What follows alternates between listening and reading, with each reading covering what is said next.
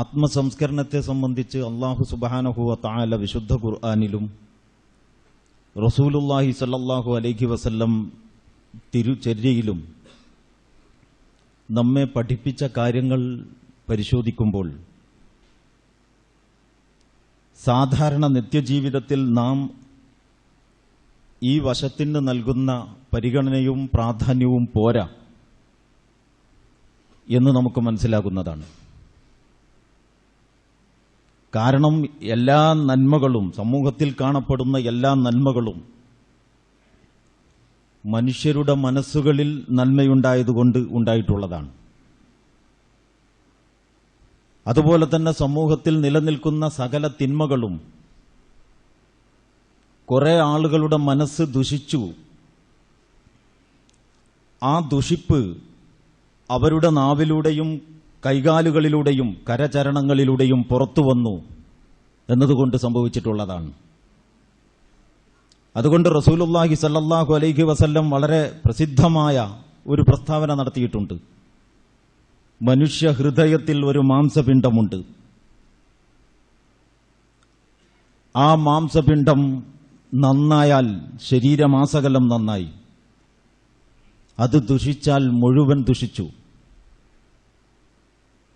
അപ്പോ അലാ ഇന്ന ഫിൽ ജസദി മുളഅ ഇദാ സലഹത് സലഹൽ ജസദു കുല്ലുഹു വ ഇദാ ഫസദത് ഫസദൽ ജസദു കുല്ലുഹു. അപ്പോൾ ഇത് വളരെ ഗൗരവത്തോടെ നമ്മളെല്ലാവരും ആലോചിക്കേണ്ട ഒരു വശം ഇതിലുണ്ട്.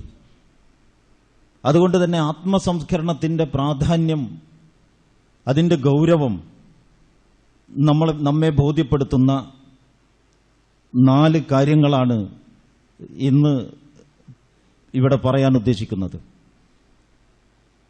അതിലെ ഒന്നാമത്തെ കാര്യം, അല്ലാഹു സുബ്ഹാനഹു വ തആല വിശുദ്ധ ഖുർആനിൽ അല്ലാഹുവിന്റെ ഒരു ശൈലി, അവതരണത്തിന്റെ ഒരു ശൈലി എന്ന നിലക്ക്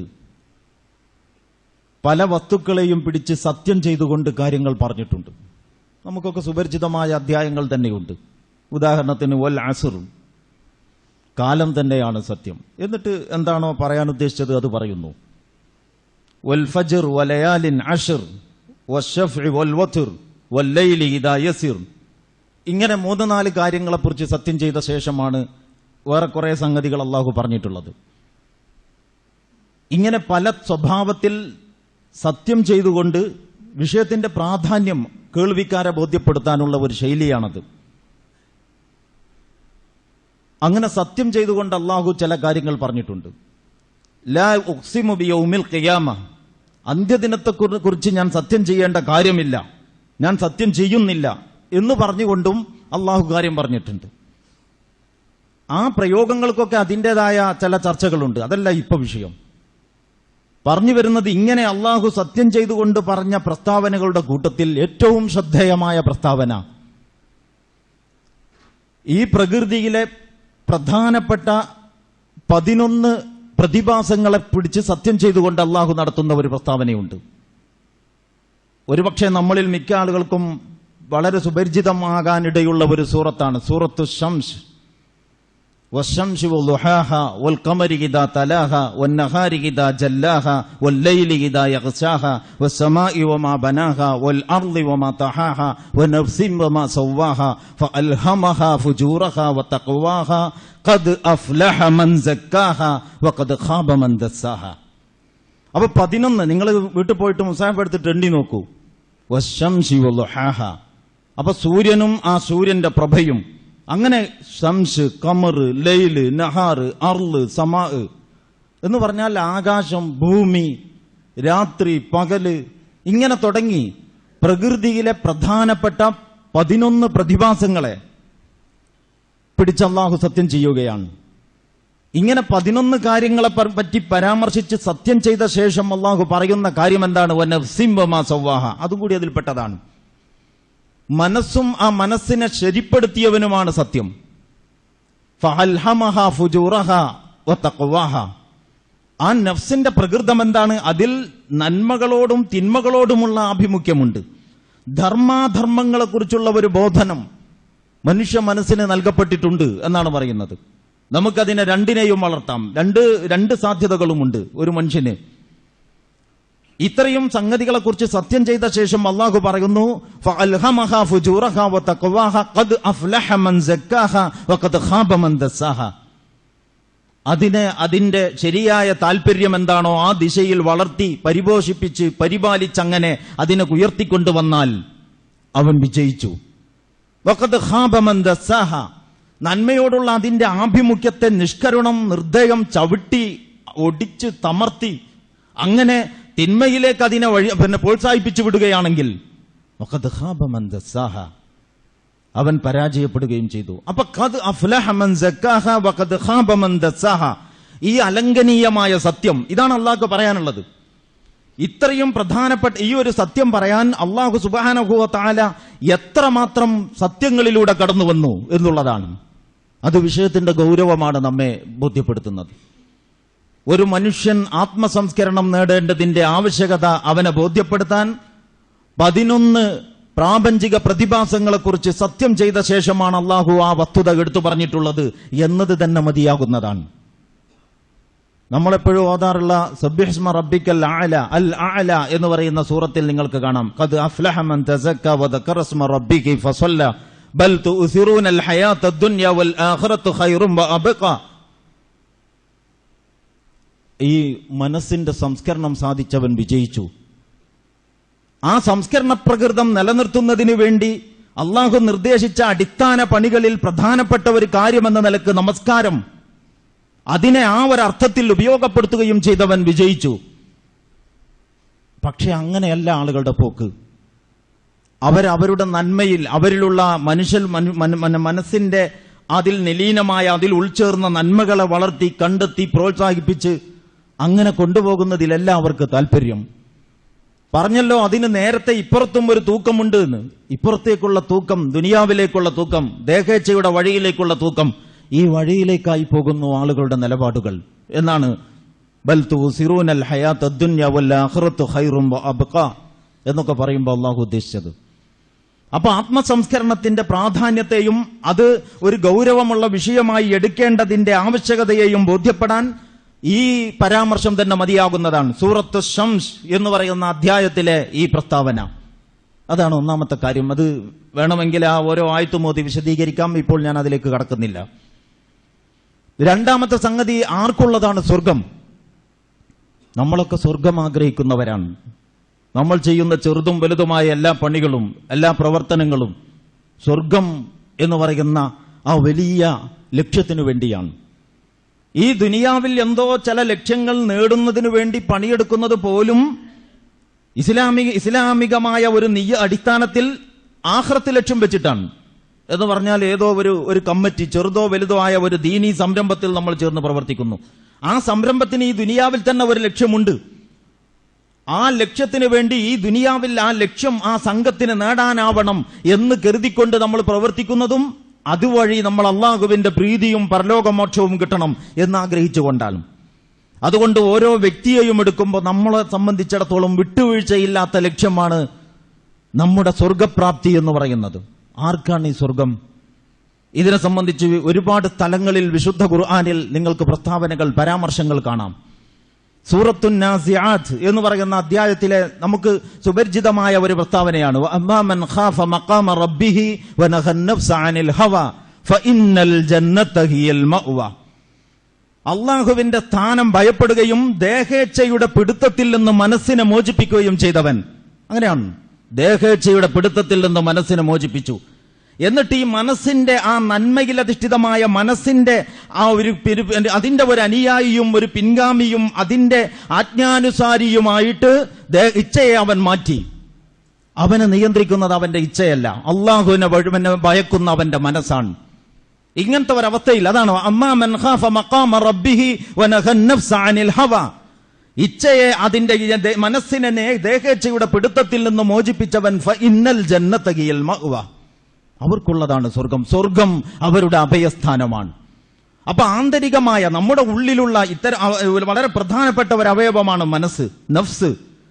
ഈ നഫ്സിനെ പറ്റി കഴിഞ്ഞ ആഴ്ച ഞാൻ സൂചിപ്പിച്ചു. അമ്മിൻ അംബി റബ്ബി, അള്ളാഹുവിന്റെ കാര്യത്തിൽപ്പെട്ടത് എന്ന് ഖുർആൻ വിശേഷിപ്പിച്ച ഒരവയവം നമ്മളിൽ ഉണ്ട് എന്നുള്ളതാണ്. ഇത് ആധുനിക ശാസ്ത്രജ്ഞന്മാര് പരിശോധന നടത്തിയാൽ കണ്ടെത്താൻ പറ്റിയ അവയവമല്ല. അവരുടെ പഠനത്തിനും അവരുടെ ഗവേഷണത്തിനും വഴങ്ങാത്ത ഒരവസ്ഥ ഇതിനുണ്ട് ആത്മീയ കാര്യങ്ങൾക്ക്. അതേസമയം ഒരു മനുഷ്യന് ഈ ബാഹ്യമായ പരീക്ഷണങ്ങൾക്കും പരിശോധനകൾക്കും വഴങ്ങാത്തതിനപ്പുറം ചിലതുണ്ട് എന്ന് അംഗീകരിക്കാതെ ആധുനിക ശാസ്ത്രത്തിനും നിലനിൽക്കാൻ കഴിയില്ല. ശാസ്ത്രം ഒന്നിന്റെയും അവസാന വാക്കല്ല. ശാസ്ത്രം ഒന്നിന്റെയും അവസാന വാക്കല്ല. മനുഷ്യന്റെ പരിമിതമായ ബുദ്ധി ഉപയോഗിച്ച് അതുവരെ കിട്ടിയിടത്തോളം വിവരങ്ങളിലെ അവസാനത്തെ വിവരം എന്ന് മാത്രമേ ശാസ്ത്രത്തെക്കുറിച്ച് പറഞ്ഞുകൂടൂ. അതുകൊണ്ട് ശാസ്ത്രത്തിന്റെ ഒരു പ്രസ്താവന വിശുദ്ധ ഖുർആനിന്റെ ഒരു പ്രഖ്യാപനത്തിന് വിരുദ്ധമായാൽ പോലും ആരും പരിഭവപ്പെടേണ്ടതില്ല. കുറച്ചുകൂടി പുരോഗമിക്കുമ്പോൾ, കുറച്ചുകൂടി വിവരങ്ങൾ എത്തുമ്പോൾ, കുറച്ചുകൂടി പഠനങ്ങൾ മുന്നോട്ട് പോകുമ്പോൾ ഇതിലെ ഈ പറയപ്പെട്ടതിൽ ഇന്നത്തെ അലംഘനീയമായ പല സത്യങ്ങളും സത്യങ്ങളല്ലാത എന്ന് വരാം.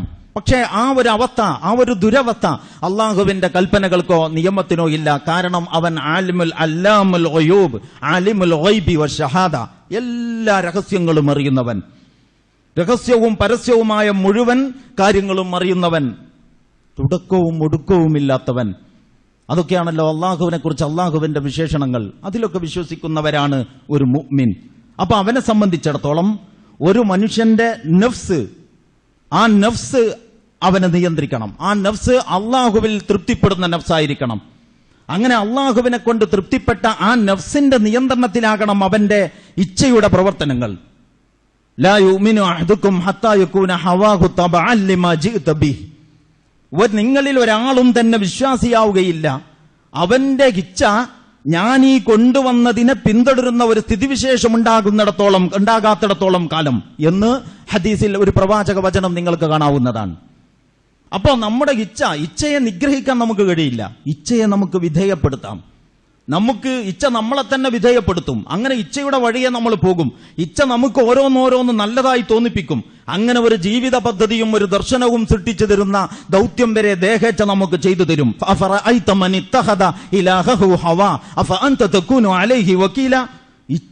ഇച്ഛയെ ഇലാഹാക്കിയവനെ നീ കാണുന്നില്ലേ? പരമമായ സ്ഥാനം, ഇവന്റെ ജീവിതത്തിലെ പരമമായ സ്ഥാനം, ഇവന്റെ ഇഷ്ടാനിഷ്ടങ്ങളുടെ അടിസ്ഥാന മാനദണ്ഡം, ഇവന്റെ ഇഷ്ടാനിഷ്ടങ്ങളുടെ അടിസ്ഥാന മാനദണ്ഡം അവന്റെ ഇച്ഛയായിരിക്കണം. ഇച്ഛാനുസാരിയാണ് അവൻ. അങ്ങനെ ആയി പോയി എവിടെ എത്തി? അവൻ അവന്റെ ഇച്ഛയെ ഇലാഹാക്കിയിരിക്കുകയാണ്. പരമമായ സ്ഥാനം ജീവിതത്തിൽ നിങ്ങൾ ആർക്ക് നൽകുന്നു എന്നത് പ്രധാനമാണ്. നിങ്ങളുടെ ജീവിതത്തിലെ പരമമായ സ്ഥാനം അള്ളാഹുവിനാകുമ്പോൾ അള്ളാഹു നിങ്ങളുടെ ഇലാഹാൻ. നിങ്ങളുടെ ജീവിതത്തിലെ പരമമായ സ്ഥാനം, അവസാന വാക്ക് നിങ്ങൾ പ്രവർത്തിക്കുന്ന പാർട്ടിയുടെ നേതാവിനാണെങ്കിൽ ആ പാർട്ടിയുടെ നേതാവ് നിങ്ങളുടെ ഇലാഹാൻ.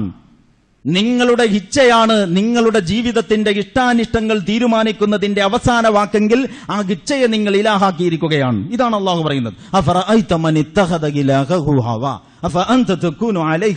അയാളെ വക്കാലത്ത് പിടിക്കാൻ എനിക്ക് വന്നിട്ടുള്ളത്. ഇങ്ങനത്തെ അവസ്ഥയിൽ ഒരാളെ പിന്നെ രക്ഷപ്പെടുത്താൻ കഴിയില്ല. അള്ളാഹു സുബ്ഹാനഹു വ തആല റസൂലുള്ളാഹിയോട് ചോദിക്കുകയാണ്, അഫഅൻത തകൂനു അലൈഹി വക്കീല, അയാളുടെ വക്കാലത്ത് നിനക്കെടുക്കാൻ പറ്റുമോ? ഈ വിചാരിച്ചിടത്തൊന്നല്ല കാര്യങ്ങളുള്ളത്, അതൊക്കെ പിടിവിട്ട് എവിടെയോ എത്തിയിരിക്കുന്നു. ഇങ്ങനെ നമ്മൾ ആരുമാകാം.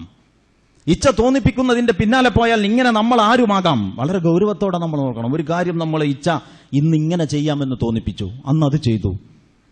അന്നത് ചെയ്തപ്പോൾ ഇയാൾ ആകെ വിയർത്തു, കണ്ണിലേക്ക് ഇരുട്ട് കയറി, ചെവിയുടെ ഉള്ളിൽ നിന്ന് പുറത്തേക്ക്, തലക്കകത്ത് നിന്ന് പുറത്തേക്ക് എന്തോ ഘോരമായ ശബ്ദം ഇങ്ങോട്ട് വരുന്നത് പോലെ. സാധാരണ ശബ്ദം അങ്ങോട്ട് സ്വീകരിക്കാനാണ് ചെവി, പക്ഷേ തലക്കകത്ത് നിന്ന് ശബ്ദം പുറത്തേക്ക് ഇങ്ങോട്ട് ഘോരമായി വരുന്നത് പോലെ. എന്തൊക്കെ കൂടിയ സംഭവിച്ചു അന്ന് അദ്ദേഹം അത് ചെയ്തപ്പോ.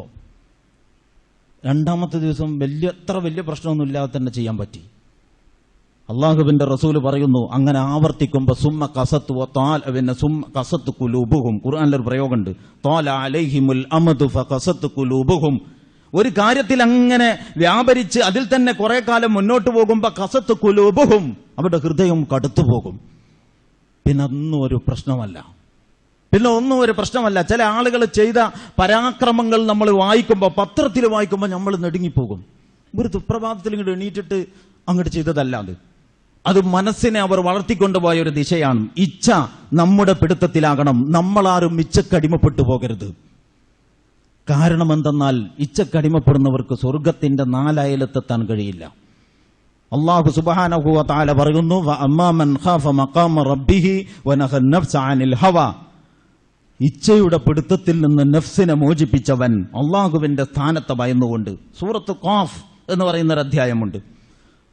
ആ അധ്യായത്തിൽ നിങ്ങൾക്ക് ഇതേ കാര്യം വേറൊരു കോലത്തിൽ കാണാം. വഉസ്ലിഫത്തിൽ ജന്നത്തു ലിൽ മുത്തഖീന ഗൈറ ബഈദ്. വഉസ്ലിഫത്തിൽ ജന്നത്തു ലിൽ മുത്തഖീന ഗൈറ ബഈദ്. ഹാദാ മാ തുഅദൂന ലികുല്ലി അവ്വാബിൻ ഹഫീദ് മൻ ഖശിയ അർറഹ്മാന ബിൽ ഗൈബി വജാഅ ബിഖൽബിൻ മുനീബ് ദഖുലൂഹാ ബിസലാം ദാലിക യൗമുൽ ഖുലൂദ് ലഹും മാ യശാഊന ഫീഹാ വലദൈനാ മസീദ് വഉസ്ലിഫത്തിൽ ജന്നത്തു ലിൽ മുത്തഖീന ഗൈറ ബഈദ്. സ്വർഗം സമർപ്പിക്കപ്പെടും, ഹാജരാക്കപ്പെടും വിശ്വാസികളുടെ മുമ്പിൽ, മുത്തക്കികളുടെ മുമ്പിൽ സ്വർഗം സമർപ്പിക്കപ്പെടും. ഏത് സ്വർഗം? ആകാശഭൂമികളെക്കാൾ വിശാലമായ സ്വർഗം എന്ന് അള്ളാഹു വിശേഷിപ്പിച്ച ആ സ്വർഗമുണ്ടല്ലോ, അത് വിശ്വാസികളുടെ മുമ്പിൽ, മുത്തക്കികളുടെ മുമ്പിൽ സമർപ്പിക്കപ്പെടും. ഗൈറ ബഈദ്. ഇയാൾ ഇവിടെ ഇങ്ങനെ നിന്ന് നോക്കുമ്പോ അങ്ങ് അതാണ് സ്വർഗം. ശരി, അങ്ങനല്ല, വളരെ സമീപത്തമായിട്ട്. അതാണ് വഉസ്ലിഫത്തിൽ ജന്നത്തു ലിൽ മുത്തഖീന ഗൈറ ബഈദ്. സ്വർഗം ഓരോരുത്തരുടെയും മുന്നിൽ സമർപ്പിക്കപ്പെടും, അത്ര വിദൂരതയിലല്ലാതെ. എത്ര കോടി ആളുകളുണ്ടെങ്കിലും എല്ലാവർക്കും സ്വർഗം വളരെ അടുത്ത് അങ്ങനെ സമർപ്പിക്കപ്പെടും. ഹാദാ മാ തുഅദൂന ലികുല്ലി അവ്വാബിൻ ഹഫീദ്. അള്ളാഹുവിലേക്ക് ഖേദിച്ചു മടങ്ങുകയും അവന്റെ കൽപ്പനകൾ സൂക്ഷിക്കുകയും ചെയ്തവർക്ക് വാഗ്ദാനം നൽകപ്പെട്ട സ്വർഗമുണ്ടല്ലോ, അതാണിത് എന്ന് വിളംബരമുണ്ടാകും. മൻ ഖശിയ അർറഹ്മാന ബിൽ ഗൈബി വജാഅ ബിഖൽബിൻ മുനീബ്. അദൃശ്യതയിൽ അള്ളാഹുവിനെ ഭയപ്പെടുകയും മുനീബ് എന്ന പ്രകൃതമുള്ള മനസ്സോടെ വരികയും ചെയ്തവർക്ക് അവർക്കുള്ളതാണത്. എന്താണ് മുനീബ്? അനാബ യുനീബു എന്ന് അറബിയിൽ പറയും. നിങ്ങൾ ഈ വടക്ക് നോക്കി യന്ത്രം കണ്ടിട്ടില്ലേ? വടക്ക് നോക്കി യന്ത്രം എന്ന് പറഞ്ഞാൽ ഒരു ദിശയിലേക്കും തിരിയാത്ത യന്ത്രമൊന്നുമല്ല, ആകെ വടക്കോട്ട് മാത്രമല്ല അത് തിരിയുക. അത് തിരിക്കുമ്പോ കിഴക്കോട്ടോ പടിഞ്ഞാറോട്ടോ ഒക്കെ തിരിഞ്ഞെന്ന് വരും. പക്ഷേ ഉടനെ തന്നെ അത് പോയി വടക്കോട്ട് തിരിച്ചെന്ന് അവിടെ നിൽക്കും. അങ്ങനെ അത് നിൽക്കൂ. അതാണ് എവിടേക്ക് തിരിച്ചു വെച്ചാലും അവിടേക്ക് തന്നെ തിരിയുന്ന പ്രകൃതം. അതാണ് അനാബ, അതാണ് മുനീബ്. ലിഖൽബിൻ മുനീബ്.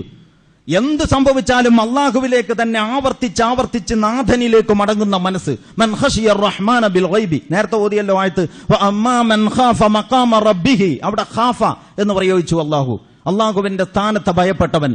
ഇവിടെ എന്താ പറയുന്നത്? മൻ ഖശിയ അർറഹ്മാന ബിൽ ഗൈബ്. അദൃശ്യതയിൽ അള്ളാഹുവിനെ ഭയപ്പെടുകയും വജാഅ ബിഖൽബിൻ മുനീബ്, ഈ അള്ളാഹുവിലേക്ക് ഖേദിച്ചു മടങ്ങുന്ന മനസ്സുമായിട്ട് വരികയും ചെയ്തവർക്ക്. അങ്ങനെയാണ് അള്ളാഹു പറയുന്നത്. അപ്പൊ ഉസ്ലിഫത്തിൽ ജന്നത്തു ലിൽ മുത്തഖീന ഗൈറ ബഈദ്.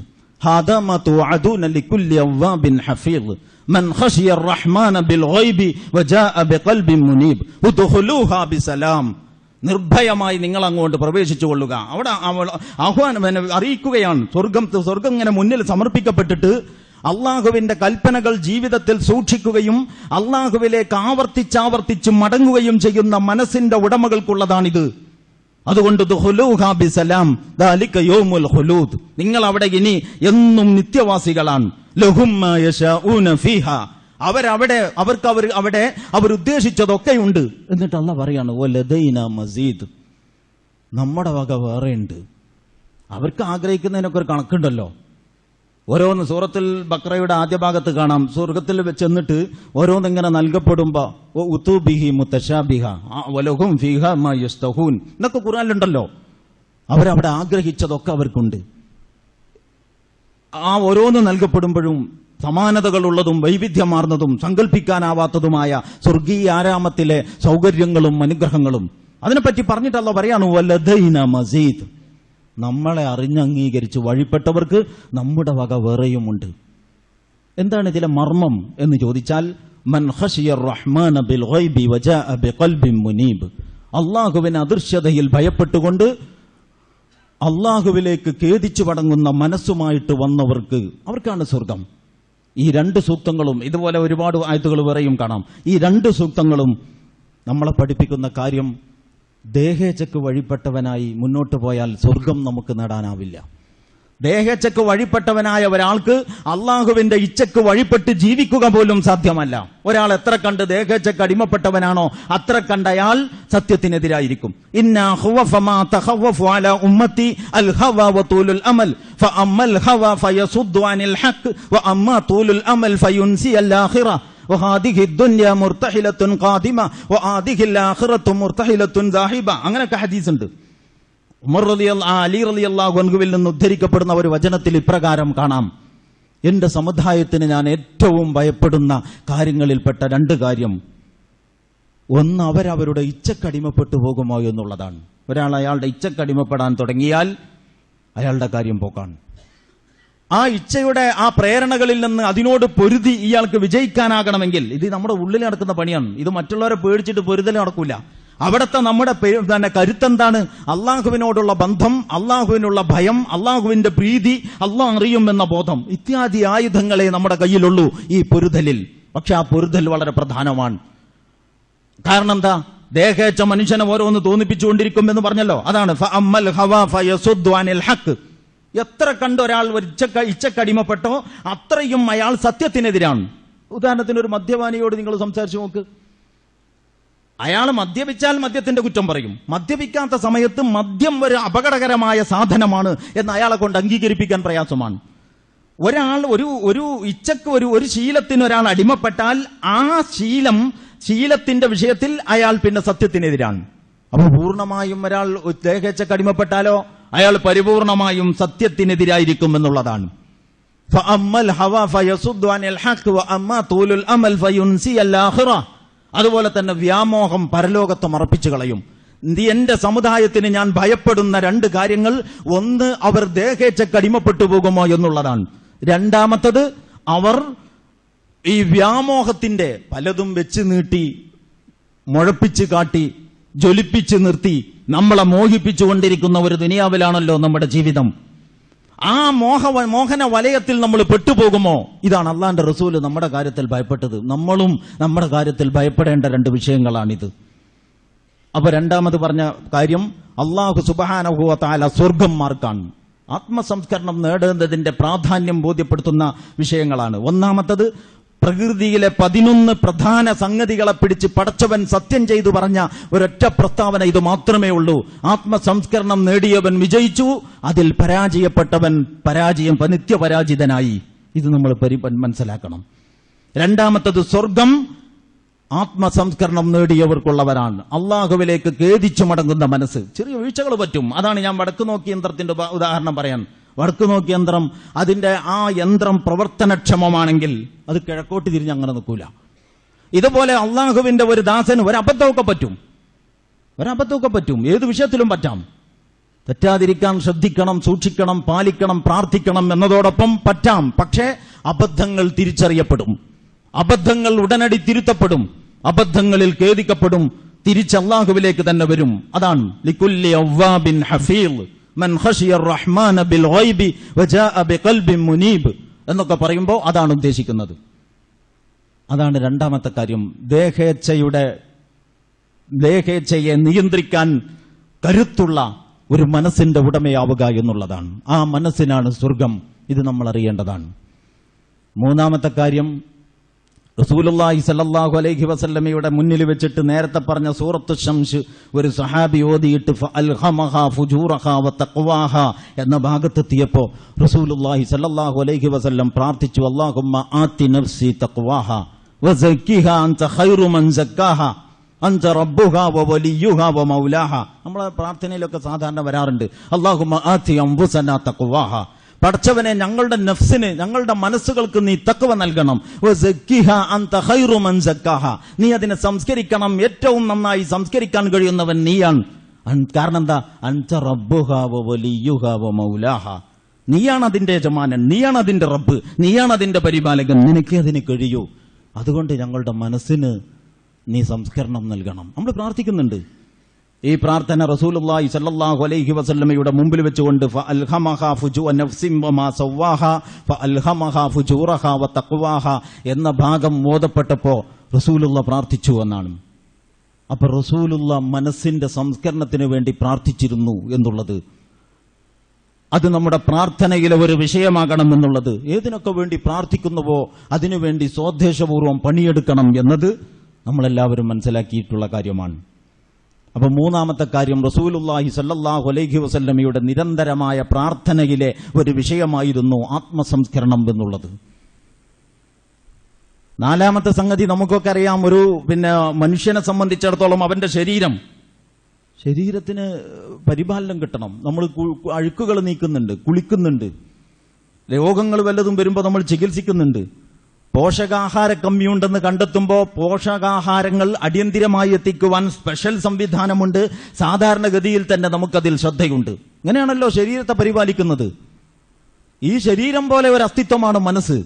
അതിനും രോഗം വരാം, അതിനും ദൗർബല്യങ്ങൾ സംഭവിക്കാം, അതിനും ക്ഷീണവും ബലഹീനതയും സംഭവിക്കാം. അതിനെ ശക്തിപ്പെടുത്തണം, അതിനെ പരിപാലിക്കണം. അതിന്റെ ആരോഗ്യവും നമ്മുടെ ആരോഗ്യത്തിന്റെ വിഷയമാകണം എന്നല്ല, നല്ല ആരോഗ്യമുള്ള ഒരു ശരീരത്തിലെ ആരോഗ്യമുള്ള മനസ്സുണ്ടാകൂ. അത് തിരിച്ചു പറഞ്ഞാലും സത്യമാണ്. നല്ല ഉറപ്പുള്ള ഒരു മനസ്സിലെ നല്ല ഉറപ്പുള്ള ഒരു ശരീരമുണ്ടാകൂ എന്നും പറയാം. രണ്ടും രണ്ടർത്ഥത്തിൽ സത്യമാണ്. അപ്പോ ശരീരത്തിന്റെ പരിപാലനത്തിൽ നമ്മൾ ശ്രദ്ധിക്കുന്നത് പോലെ ദേഹത്തിന്റെ ശുദ്ധീകരണത്തിലും പോഷണത്തിലും പുഷ്ടിപ്പെടുത്തുന്നതിലും നമ്മൾ ശ്രദ്ധിക്കുന്നത് പോലെ മനസ്സിന്റെ വിഷയവും ശ്രദ്ധിക്കണം. ഇത് വളരെ പ്രകൃത്യാ തന്നെ മനുഷ്യർക്ക് ബോധ്യപ്പെടുന്ന ബദീഹിയായ എന്ന് അറബിയിൽ പറയും, വളരെ പ്രകടവും പ്രത്യക്ഷവുമായ ഒരു യാഥാർത്ഥ്യമാണ്. ഈ യാഥാർത്ഥ്യവും നമ്മൾ പരിഗണിക്കണം. അപ്പൊ നമ്മൾ ആലോചിച്ചാൽ നമ്മുടെ ശരീരത്തിന് വേണ്ടി നമ്മൾ വ്യായാമം ചെയ്യുന്നുണ്ട്, മനസ്സിനും വ്യായാമമുണ്ട്. മനസ്സിന് അള്ളാഹു ഉദ്ദേശിച്ചതുപോലെയുള്ള ഒരു മനസ്സാകുന്നതിന് അള്ളാഹ് നിർദ്ദേശിച്ചതായ വ്യായാമ മാർഗങ്ങളും ദിക്റുകളും ദുആകളുമുണ്ട്. അതിനെപ്പറ്റി ഞാൻ പിന്നെ പറയാം. അപ്പോ എന്താണ് ഈ ഒരു നല്ല ശക്തമായ ഒരു മനസ്സ് നേടിയെടുക്കാനുള്ള വഴി എന്നതിനെപ്പറ്റി കൃത്യമായ അധ്യാപനങ്ങൾ ഇസ്ലാം നൽകിയിട്ടുണ്ട്. കാരണം എന്തെന്നാൽ അള്ളാഹുവിനാണ് മനുഷ്യനെക്കുറിച്ച് ഏറ്റവും കൂടുതൽ അറിയുക. ഇന്ന് നമ്മുടെ മുമ്പിലുള്ള അള്ളാഹുവിന്റെ അറിവിനെ അവഗണിച്ചോ ധിക്കരിച്ചോ അറിവാർജിച്ചവരെ സംബന്ധിച്ചിടത്തോളം ഊഹങ്ങളെ അവരുടെ കയ്യിലുള്ളൂ. പക്ഷേ നമ്മുടെ കൈവശം ഊഹങ്ങളും നിഗമനങ്ങളുമല്ല, തെളിഞ്ഞ വിവരമുണ്ട്. നമുക്ക് എവിടെ നിന്നാണ് തെളിഞ്ഞ വിവരം എന്ന് ചോദിച്ചാൽ അത് വഹയിലൂടെയാണ്. അപ്പൊ വഹയി എന്ന് പറയുന്നത് ആറാമത്തെ ഒരു അറിവിന്റെ ഉറവിടമാണ്. 5 ഉറവിടങ്ങൾ നമുക്കുണ്ടല്ലോ, കണ്ണ്, കാത്, അങ്ങനെ. ഈ പഞ്ചേന്ദ്രിയങ്ങളുടെ അറിവുകൾക്കും വഴങ്ങാത്ത അറിവിന്റെ ലോകത്ത് നിന്ന് ആവശ്യമായ അറിവുകൾ മനുഷ്യർക്ക് ലഭിക്കുന്നത് വഹയിലൂടെയാണ്. ആ വഴി, അറിവിന്റെ ആ വഴിയിൽ വന്നിട്ടുള്ള ആത്മീയ രോഗങ്ങൾക്കുള്ള ചികിത്സയാണ് ആത്മാവിന്റെ രോഗങ്ങൾക്കുള്ള ശരിയായ ചികിത്സ എന്ന് നമ്മൾ അറിയണം. അതുകൊണ്ടാണ് കഴിഞ്ഞ ആഴ്ച ഞാൻ പറഞ്ഞത്, ഇസ്ലാമികമായ അധ്യാപനങ്ങളുടെ ചട്ടക്കൂടിന് പുറത്തുപോയിട്ട് ആധ്യാത്മിക പ്രവർത്തനങ്ങളിൽ ഏർപ്പെടാൻ ആര് ശ്രമിച്ചാലും ആ ശ്രമം ഗുണം പിടിക്കില്ല.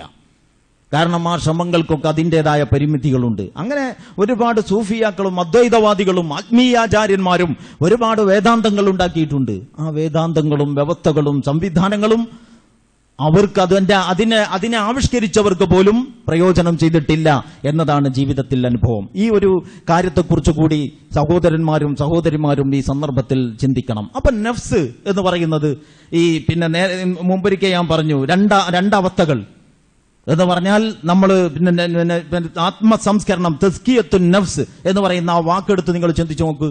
സക്ക എന്ന് അറബി ഭാഷയിൽ പ്രയോഗിക്കും. സക്ക എന്ന അറബി ഭാഷയിലുള്ള തസ്കിയത്ത് എന്നർത്ഥം വരുന്ന ആ പ്രയോഗത്തിന് ഭാഷയിൽ തന്നെ 2 അർത്ഥമുണ്ട്. അതിന്റെ ഒന്നാമത്തെ അർത്ഥം എന്താണ്? സക്കൈതു സൗബ എന്ന് അറബി ഭാഷയിൽ പറയും, ഞാൻ എന്റെ വസ്ത്രം ശുദ്ധിയാക്കി. സക്കൈതു സൗബ, അപ്പൊ ശുദ്ധീകരണം എന്നാണ് അതിന്റെ അർത്ഥം. തസ്കിയത്ത് എന്ന് പറയുമ്പോൾ ശുദ്ധീകരണം എന്നാണ് അർത്ഥം. അതേസമയം അറബി ഭാഷയിൽ തന്നെ സക്കൽ മാൽ എന്ന് പറയും. സക്കൽ മാലു എന്ന് പറഞ്ഞാൽ ഇദാ നാമ, ധനം വളർന്നു. നമ്മൾ സക്കാത്ത് ഉണ്ടല്ലോ, നമ്മുടെ ഈ 5ാമത്തെ ആരാധനാകർമ്മമായ സക്കാത്ത്, ഈ 2 അർത്ഥവും അതിൽ ഉദ്ദേശിക്കപ്പെടുന്നുണ്ട്. സക്കാത്ത് എന്ന വാക്കിന് ഒന്നാമത്തെ അർത്ഥം നമ്മുടെ സമ്പത്തിന്റെ ശുദ്ധീകരണമാണ്. സമ്പത്തിന്റെ ശുദ്ധീകരണം എന്ന് പറഞ്ഞാൽ ധനത്തിൽ അന്യായമായി കലർന്ന മാലിന്യങ്ങൾ പോകാൻ അതിൽ നിന്നൊരു വിഹിതം അള്ളാഹ് പറഞ്ഞതുപോലെ ദാനം ചെയ്യുമ്പോൾ സാധിക്കും. അതാണ് ഒരർത്ഥം.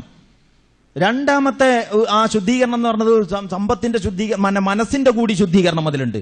ദുനിയാവിലേക്ക് ആണ്ടുപൂണ്ടു പോകുന്ന 5 പൈസയാണെങ്കിലും വിട്ടുവീഴ്ച ചെയ്തുകൂടാ എന്ന ആ ഒരു ആസക്തിയുടെ അവസ്ഥയിൽ നിന്ന് എന്റെ വരുമാനത്തിലെ ഒരു നിശ്ചിത വിഹിതം ഒന്നും പണിയെടുക്കാതെ തന്നെ ഒരുത്തന്റെ അവകാശമാണ് എന്ന് ഞാൻ അങ്ങ് വകവെച്ചു കൊടുക്കണല്ലോ. ഈ സക്കാത്ത് ദരിദ്രന്റെ അവകാശമാണല്ലോ. അപ്പൊ അങ്ങനെ അങ്ങോട്ട് വകവെച്ചു കൊടുക്കാനുള്ള ഒരവസ്ഥയിലേക്ക് എന്റെ മനസ്സ് ഉയരുക. ആ അർത്ഥത്തിൽ ധനത്തിന്റെയും മനസ്സിന്റെയും ശുദ്ധീകരണം, അതാണ് സക്കാത്ത്. അതേസമയം സക്ക എന്ന വാക്കിന്റെ രണ്ടാമത്തെ അർത്ഥം വളർച്ച എന്നതാണ്. അപ്പൊ നമ്മൾ സക്കാത്ത് നൽകുമ്പോൾ സമൂഹത്തിൽ സാമ്പത്തികമായ വളർച്ചയുണ്ടാകുന്നു എന്നുള്ളതാണ്. അപ്പൊ ഇസ്ലാമിലെ സക്കാത്ത് എന്ന് പറയുന്ന ആരാധനാ കർമ്മത്തിന് ശുദ്ധീകരണത്തിന്റെയും വളർച്ചയുടെയും അർത്ഥതലങ്ങളുണ്ട്. ശുദ്ധീകരണത്തിന്റെയും വളർച്ചയുടെയും അർത്ഥതലങ്ങളുള്ള ഒരു പ്രവൃത്തിയാണ് നമ്മുടെ സക്കാത്ത് എന്ന് പറയുന്ന ആരാധനാ കർമ്മം. അത് വെറും ഒരു ആരാധനാ കർമ്മമല്ല, വെറും സാമ്പത്തിക അഭിവൃദ്ധിയുടെ ഒരു പ്രക്രിയയല്ല, വെറും ഒരു ആരാധനാ കർമ്മവുമല്ല. ഈ രണ്ട് തലവും അതിനുണ്ട്. അതാണ് ഖുദ് മിൻ അംവാലിഹിം സദഖ തുതഹിറുഹും വതുസക്കിഹിം ബിഹാ. അവിടെ ആ രണ്ടർത്ഥവും വിശുദ്ധ ഖുർആൻ തന്നെ എടുത്തു പറഞ്ഞിട്ടുണ്ട്. അപ്പൊ ഞാനിപ്പോ ഇത് പറഞ്ഞത് ആത്മസംസ്കരണം അഥവാ തസ്കിയത്തുൻ നഫ്സ് എന്ന പ്രയോഗത്തെക്കുറിച്ച് നിങ്ങൾ ചിന്തിക്കാൻ വേണ്ടിയാണ്. എന്താണ് അതിന്റെ ഒന്നാമത്തെ അർത്ഥം? ഒന്നാമത്തെ അർത്ഥം, എന്തൊക്കെ മാലിന്യങ്ങൾ നമ്മുടെ മനസ്സിന് ചേരാമോ? മനസ്സിന് ഒരുപാട് മാലിന്യങ്ങൾ ചേരും. മനസ്സിന് കലരാവുന്ന ഒരു മാലിന്യമാണ് റിയാ, പ്രകടന വാഞ്ച. രണ്ടാമത്തത് പ്രശംസയിൽ ഇഷ്ടപ്പെടുക. നിങ്ങളാ ചെയ്തത് വളരെ നന്നായി, അപ്പൊ മൂപ്പർക്കൊരു സന്തോഷം. പിന്നെ മൂപ്പർ എന്ത് ചെയ്താലും വിചാരിക്കും അടുത്ത യോഗത്തിൽ എന്നെ കുറച്ച് അപ്രീഷിയേറ്റ് ചെയ്തിട്ട് എന്തെങ്കിലും ഒരു വാക്ക് ഉണ്ടാവുക. അങ്ങനെ അയാൾ ഒരു വലിയ ഉത്തരവാദിത്വം ഏറ്റെടുത്തു. മറ്റുള്ളവരെ എല്ലാവരുടെയും സഹായത്തോടെ ഈ വലിയ ഉത്തരവാദിത്വം നന്നായി അയാൾ ചെയ്തു കഴിഞ്ഞപ്പോൾ നമ്മൾ പറയണം വളരെ നന്നായിട്ടുണ്ട്, യോഗത്ത് പറയണം, ഒറ്റക്ക് പറഞ്ഞാൽ പോരാ. പിന്നെ നിങ്ങൾ അങ്ങനെ പറയുന്നില്ലെങ്കിൽ മൂപ്പര് പറയും ഇവിടെ എന്ത് ചെയ്താലും ഒരു അംഗീകാരം കിട്ടൂല, ആർക്കും ഒരു താല്പര്യമില്ല, ആരും ഇതൊന്നും ശ്രദ്ധിക്കണില്ല, പിന്നെ നമ്മൾ ആർക്ക് വേണ്ടിയത്? അപ്പൊ അയാൾ ആർക്ക് വേണ്ടിയാ പണിയെടുക്കുന്നത്? അങ്ങനെ ഒരു രോഗം മനുഷ്യന് പിടിപെടാം. ഇതിന്റെ ചില വശങ്ങൾ ഞാൻ കഴിഞ്ഞ ആഴ്ച പറഞ്ഞിട്ടുണ്ട്. ഇങ്ങനെ എല്ലാ ആഴ്ചയും പറയാൻ മാത്രം രോഗങ്ങൾ മനസ്സിന് ബാധിക്കുന്നതായിട്ടുണ്ട് എന്ന് നിങ്ങൾ ഓർക്കണം. അപ്പോ ഈ ഒരു അവസ്ഥയുണ്ടല്ലോ, ഇത് മനസ്സിന്റെ ഒരു രോഗമാണ്. മനസ്സിന്റെ ഒരു രോഗമാണ്. ശരീരത്തിൽ അഴുക്കാകുന്നുണ്ടല്ലോ.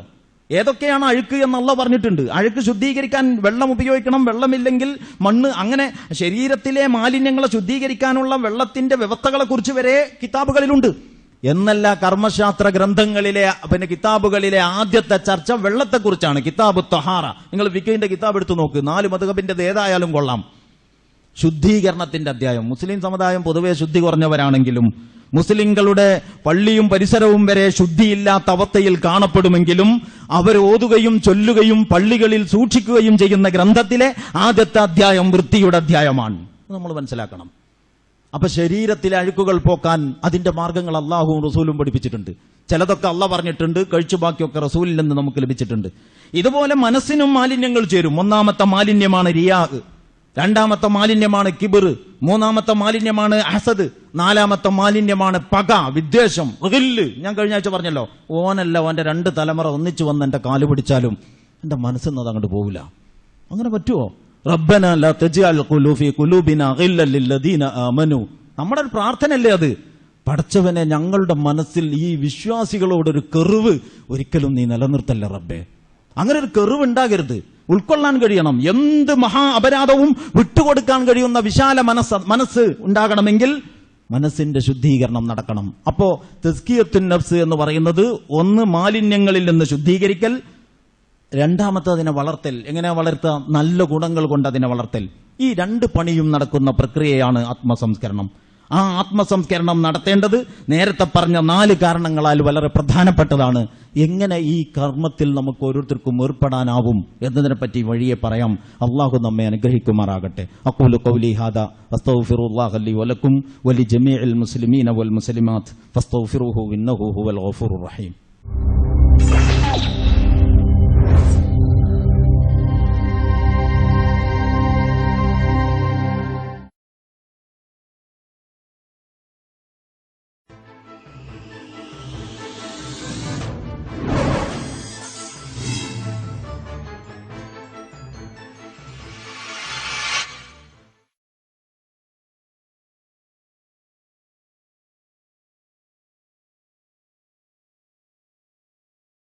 ആത്മസംസ്കരണത്തെ സംബന്ധിച്ച ചില വിഷയങ്ങളാണ് കഴിഞ്ഞ 1-2 ഖുത്ബകളിലൂടെ നിങ്ങളുടെ മുമ്പിൽ വെച്ചത്. വളരെ വലിയ ഒരു വിഷയമാണിത്. മനുഷ്യന്റെ വിജയത്തെ സംബന്ധിച്ച് പറയുന്നിടത്ത് യഥാർത്ഥത്തിലുള്ള വിജയത്തിന് ഒരു വിശ്വാസിയെ സജ്ജമാക്കുന്ന അധ്യാപനങ്ങളുടെ കൂട്ടത്തിൽ നമ്മുടെ ശരീരം കൊണ്ട് നിർവഹിക്കേണ്ടുന്ന കർമ്മങ്ങളെപ്പറ്റി എത്ര പറഞ്ഞിട്ടുണ്ടോ ഒരുപക്ഷെ അതിനേക്കാൾ കുറച്ചധികം ഇസ്ലാമിക പ്രമാണങ്ങൾ ആത്മസംസ്കരണ സംബന്ധമായ വിഷയങ്ങളും പറഞ്ഞിട്ടുണ്ട് എന്ന് കാണാൻ പറ്റും. അതുകൊണ്ട് തന്നെ അതിലെ എല്ലാ വിഷയങ്ങളും ഇവിടെ പറയലല്ല. ഇടക്ക് ഇത്തരം ചില വശങ്ങളെക്കുറിച്ചും നമ്മളിങ്ങനെ ഉണർത്തപ്പെട്ടുകൊണ്ടിരിക്കണം. അതൊരു പക്ഷേ നന്മയിൽ നമ്മെ അടിയുറപ്പിച്ച് നിർത്തുന്നതിന് സഹായകമാകും. ആ ഒരടിസ്ഥാനത്തിൽ ഉത്ബോധനം വിശ്വാസികൾക്ക് പ്രയോജനപ്പെടും എന്ന ഖുർആനിക സൂക്തത്തിന്റെ വെളിച്ചത്തിൽ ഇത്തരം വശങ്ങളെക്കുറിച്ചും നമ്മൾ ചിന്തിച്ചുകൊണ്ടിരിക്കണം എന്ന് ഓർമ്മപ്പെടുത്താനാണ് ഈ ഭാഗങ്ങൾ പറഞ്ഞിട്ടുള്ളത്.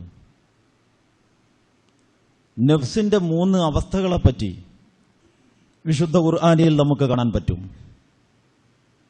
അതിലൊന്ന്, നഫ്സ് അടിസ്ഥാനപരമായി തെറ്റുകുറ്റങ്ങൾ പ്രേരിപ്പിക്കുന്ന പ്രകൃതവും കൂടിയുള്ളതാണ്. ഓരോ മനുഷ്യന്റെയും പ്രകൃതി ശുദ്ധപ്രകൃതമാണ് എന്ന് ഹദീസിൽ വന്നിട്ടുണ്ട്. ഫിത്രത്തുല്ലാഹില്ലത്തി ഫത്തറന്നാസ അലൈഹ, ആ പ്രകൃതത്തിലാണ് അല്ലാഹു സുബ്ഹാനഹു വ തആല ഓരോ മനുഷ്യനെയും പടച്ചിട്ടുള്ളത്. ഈ പറഞ്ഞ രണ്ടും തമ്മിൽ എതിരല്ല.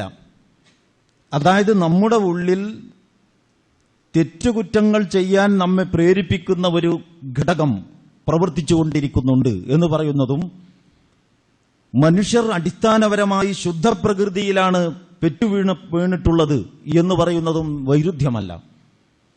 എന്താണ് ഈ പറഞ്ഞതിന്റെ താല്പര്യമെന്ന് ചോദിച്ചാൽ, ഷിർക്കിന്റെയും കുഫറിന്റെയും മാലിന്യങ്ങൾ അറിയാനോ പടരാനോ കലരാനോ ഇടവരാത്ത ഒരു സാഹചര്യത്തിലാണ് ഒരു മനുഷ്യൻ വളരുന്നതെങ്കിൽ അയാളുടെ ഉള്ളിൽ അയാളെ വഴികേടിലാക്കാനുള്ള പ്രവണതയുള്ള ഒരു ഘടകം പ്രവർത്തിച്ചാലും നന്മയിൽ തന്നെ അയാൾ വളരും. അതാണ് ശുദ്ധപ്രകൃതിയിലാണ് മനുഷ്യൻ ജനിക്കുന്നത് എന്ന് പറഞ്ഞാൽ അതിന്റെ അർത്ഥം. അതേസമയം ഇന്നത്തേതുപോലെ കലങ്ങിമറിഞ്ഞ ഒരന്തരീക്ഷത്തിൽ തൗഹീദിലും അതിന്റെ അനുബന്ധ മൂല്യങ്ങളിലും അടിയുറപ്പിച്ചു നിർത്താൻ ബോധപൂർവം ശ്രമിച്ചുകൊണ്ടിരുന്നാൽ പോലും ആളുകൾ കാലിടറിപ്പോകും.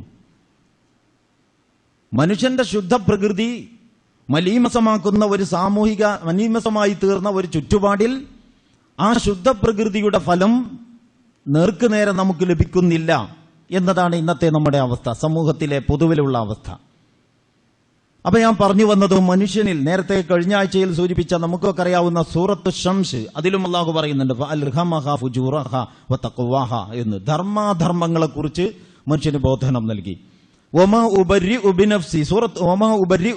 സൂറത്ത് യൂസുഫിൽ നിങ്ങൾക്ക് കാണാം,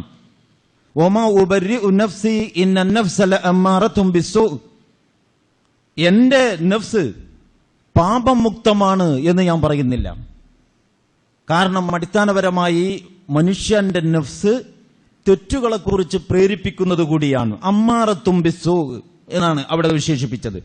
അപ്പൊ നഫ്സുൽ അമ്മാറ എന്ന് അതിനെ വ്യവഹരിക്കാറുണ്ട്. അങ്ങനെ അതിനെപ്പറ്റി പണ്ഡിതന്മാർ ചർച്ച നടത്തിയിട്ടുണ്ട് വിശദമായിട്ട് ഇത്തരം വൈജ്ഞാനിക ശാഖകളിൽ.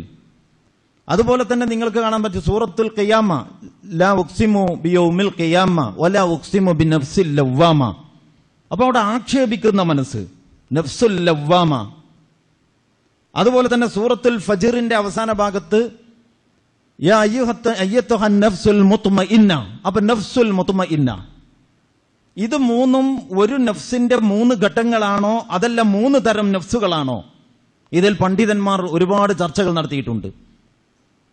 അത്തരം വിഷയങ്ങൾ ചർച്ച ചെയ്യുന്ന സൂഫി വൈജ്ഞാനിക ശാഖകളിലെ, അതായത് മനുഷ്യൻ ഇബ്നുൽ ഖയ്യിമിനെ പോലെയുള്ള ആളുകളെയാണ് ഞാൻ ഉദ്ദേശിക്കുന്നത്, തരീഖത്തിന്റെ വഴിയെ പോയവരല്ല. ഷെയ്ഖ് അബ്ദുൽ ഖാദിർ അൽ ജീലാനി സ്വന്തം നിലക്കൊരു തരീഖത്ത് ഉണ്ടാക്കി ആ തരീഖത്തിന്റെ ഷെയ്ഖായി സ്വയം നിന്ന ആളല്ല. ഷെയ്ഖ് അഹമ്മദുൽ കബീർ റിഫായി എന്ന് പറയുന്ന മഹാൻ, അദ്ദേഹം ഒരു ഷെയ്ഖായി കുറെ അനുയായികളെ ഉണ്ടാക്കി, അവർക്ക് കുറെ അടയാളങ്ങളും ഭാഷകളും കോഡുകളും ദിക്റുകളും നിശ്ചയിച്ച് അങ്ങനെ കൊണ്ടു നടന്ന ആളുകളല്ല. നമ്മൾ ഫക്കീഹുകളായ പണ്ഡിതന്മാർ എന്ന് പറയുമല്ലോ. ഇമാം ഷാഫി ഉദാഹരണത്തിന്, ഇമാം അബൂ ഹനീഫ, ഇമാം അഹ്മദ് ബിൻ ഹംബൽ, ഇത്തരം മഹാന്മാരായ ആളുകളുണ്ട്. ഇവരെ നമ്മൾ പൊതുവെ കർമ്മശാസ്ത്ര പണ്ഡിതന്മാരായിട്ടാണ്, കർമ്മശാസ്ത്രത്തിന്റെ ചിന്താധാരയുടെ നേതാക്കന്മാരും അതിന്റെ മുന്നിൽ നിന്നവരും ആ മേഖലയിൽ ഊന്നി പ്രവർത്തിച്ചവരുമായിട്ടാണ് പൊതുവെ നമ്മൾ മനസ്സിലാക്കുന്നത്. ആ മനസ്സിലാക്കലിനൊക്കെ ചില തകരാറുകളുണ്ട്, എന്നാലും പൊതുവെ മനസ്സിലാക്കുന്നത്. ഇതുപോലെ ഷെയ്ഖ് അബ്ദുൽ ഖാദിർ ജീലാനിയും അഹമ്മദുൽ കബീർ റിഫാഴി അവർകളുമൊക്കെ ഈ കർമ്മശാസ്ത്രപരമായ വിഷയങ്ങളെക്കാളേറെ കർമ്മങ്ങൾ അനുഷ്ഠിക്കുമ്പോഴുള്ള മനുഷ്യന്റെ ആന്തരിക അവസ്ഥകളെ സംബന്ധിച്ച് ചിന്തിച്ചവരാണ്. കർമ്മശാസ്ത്രത്തെക്കുറിച്ച് അവഗണിച്ചിട്ടല്ല മറ്റവരത് ചെയ്തിട്ടുള്ളത്. ഈ ആന്തരികാവസ്ഥകളെക്കുറിച്ച് അവഗണിച്ചുകൊണ്ടല്ല ഈ മദ്ഹബിന്റെ ഇമാമുകൾ ഇങ്ങനെയും ചെയ്തിട്ടുള്ളത്. പിന്നെ നമുക്കിത് രണ്ടും വ്യത്യസ്തങ്ങളായ രണ്ട് ധാരയായിട്ട് തോന്നിയത് ഈ മഹാന്മാരെ പഠിക്കുകയും മനസ്സിലാക്കുകയും ചെയ്യുന്നതിൽ നമുക്കൊക്കെ സംഭവിക്കുന്ന തകരാറാണ്. നമുക്ക് എന്ന് പറഞ്ഞാൽ മുസ്ലിം ലോകത്തിനും. അതുകൊണ്ട് അള്ളാഹുവിന്റെ ഔലിയാക്കൾ എന്ന് കേൾക്കുമ്പോൾ തന്നെ നമ്മുടെ മനസ്സിൽ വരും ഈ അഹ്മദുൽ കബീർ റിഫാഴിയും ഷെയ്ഖ് അബ്ദുൽ ഖാദിർ ജീലാനിയും. നേരെ മറിച്ച് അള്ളാഹുവിന്റെ ഔലിയാക്കൾ എന്ന് പറയുമ്പോൾ ഇമാം ഷാഫിയുടെയോ ഇമാം അബൂ ഹനീഫയുടെയോ പേര്, ചിത്രം അല്ലെങ്കിൽ അവരുടെ ഒരു നാമം നമ്മുടെ മനസ്സിൽ വരില്ല. അങ്ങനെ വേർതിരിക്കാൻ പറ്റുന്ന വിധത്തിൽ ഇവർ രണ്ടുപേരും, രണ്ടു കൂട്ടരും രണ്ട് വ്യത്യസ്ത ലോകത്ത് പണിയെടുത്തവരല്ല. അവരെ മനസ്സിലാക്കുന്നതിൽ നമുക്ക് സംഭവിച്ച തകരാറാണ്. അത് വിസ്തരിക്കലല്ല എന്റെ വിഷയം. ഞാൻ പറഞ്ഞത് എന്താണെന്ന് ചോദിച്ചാൽ, ഇത്തരം ആധ്യാത്മിക വശങ്ങളെക്കുറിച്ച് കുറച്ചധികം പഠിക്കുകയും എഴുതുകയും പ്രസംഗിക്കുകയും ഒക്കെ ചെയ്ത ആ മേഖലയിൽ ഊന്നി പ്രവർത്തിച്ച ആളുകൾ ഈ വിഷയത്തിൽ ധാരാളം ചർച്ചകൾ നടത്തിയിട്ടുണ്ട്. ഏത് വിഷയത്തിൽ? നഫ്സുൽ ലവ്വാമ, നഫ്സുൽ അമ്മാറ, നഫ്സുൽ മുത്മഇന്ന. ഇതൊരൊറ്റ മനുഷ്യന്റെ നഫ്സിന്റെ 3 അവസ്ഥകളാണോ, അതല്ല 3 ജാതി നഫ്സുകളാണോ? അവർക്കതിൽ ഒരുപാട് അഭിപ്രായങ്ങളുണ്ട്. ആ അഭിപ്രായങ്ങൾ ഇവിടെ വിശകലനം നടത്തുന്നത് കൊണ്ട് ഇതുപോലെയുള്ള ഒരു വേദിയിൽ പ്രയോജനമുണ്ടാകുമെന്ന് എനിക്ക് തോന്നുന്നില്ല. അതിൽ താല്പര്യമുള്ളവർക്ക് അത്തരം ഗ്രന്ഥങ്ങൾ വായിച്ചു നോക്കിയാൽ ധാരാളം വിവരങ്ങൾ അതിൽ നിന്ന് കിട്ടും.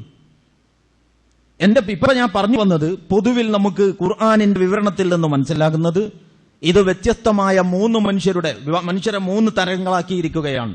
അതിൽ ഒരു തരം ആളുകളുടെ മനസ്സ് എപ്പോഴും തെറ്റു പ്രേരിപ്പിക്കുന്നവരാണ്. വേറെ ഒരു തരം മനുഷ്യരുടെ മനസ്സ് എപ്പോഴും തെറ്റ് ചെയ്താൽ അവരെ ഇങ്ങനെ ആക്ഷേപിച്ചുകൊണ്ടിരിക്കുന്നവരാണ്. ഇങ്ങനെ വിവേചിക്കാൻ ന്യായമില്ലാത്ത വിധത്തിലാണ് ഖുർആൻ ഇത് നമുക്ക് വിവരിച്ചു തരുന്നത് എന്നാണ് ഞാൻ മനസ്സിലാക്കുന്നത്.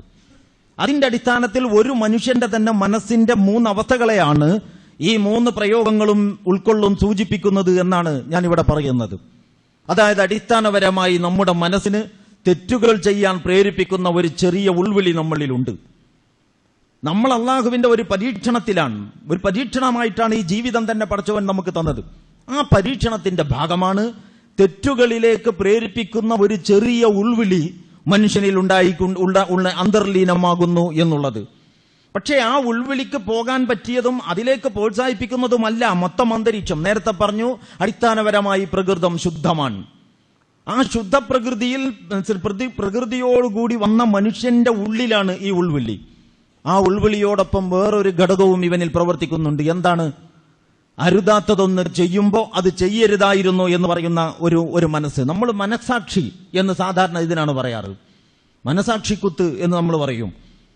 ചെയ്യാൻ പാടില്ലാത്ത ഒന്ന് ചെയ്യുമ്പോൾ അത് ചെയ്യരുതായിരുന്നു. തെറ്റുകളെയും കുറ്റങ്ങളെയും സംബന്ധിച്ച് റസൂലുള്ളാഹി സ്വല്ലല്ലാഹു അലൈഹി വസല്ലമ പറഞ്ഞ ഒരു ഹദീസുണ്ട്. വളരെ ശ്രദ്ധേയമാണ് ഹദീസ്, നമുക്കൊക്കെ സുപരിചിതമായ ഹദീസാണ്. അൽ ഇസ്മു അൽ ബിർറു ഹുസ്നുൽ ഖുൽഖ്.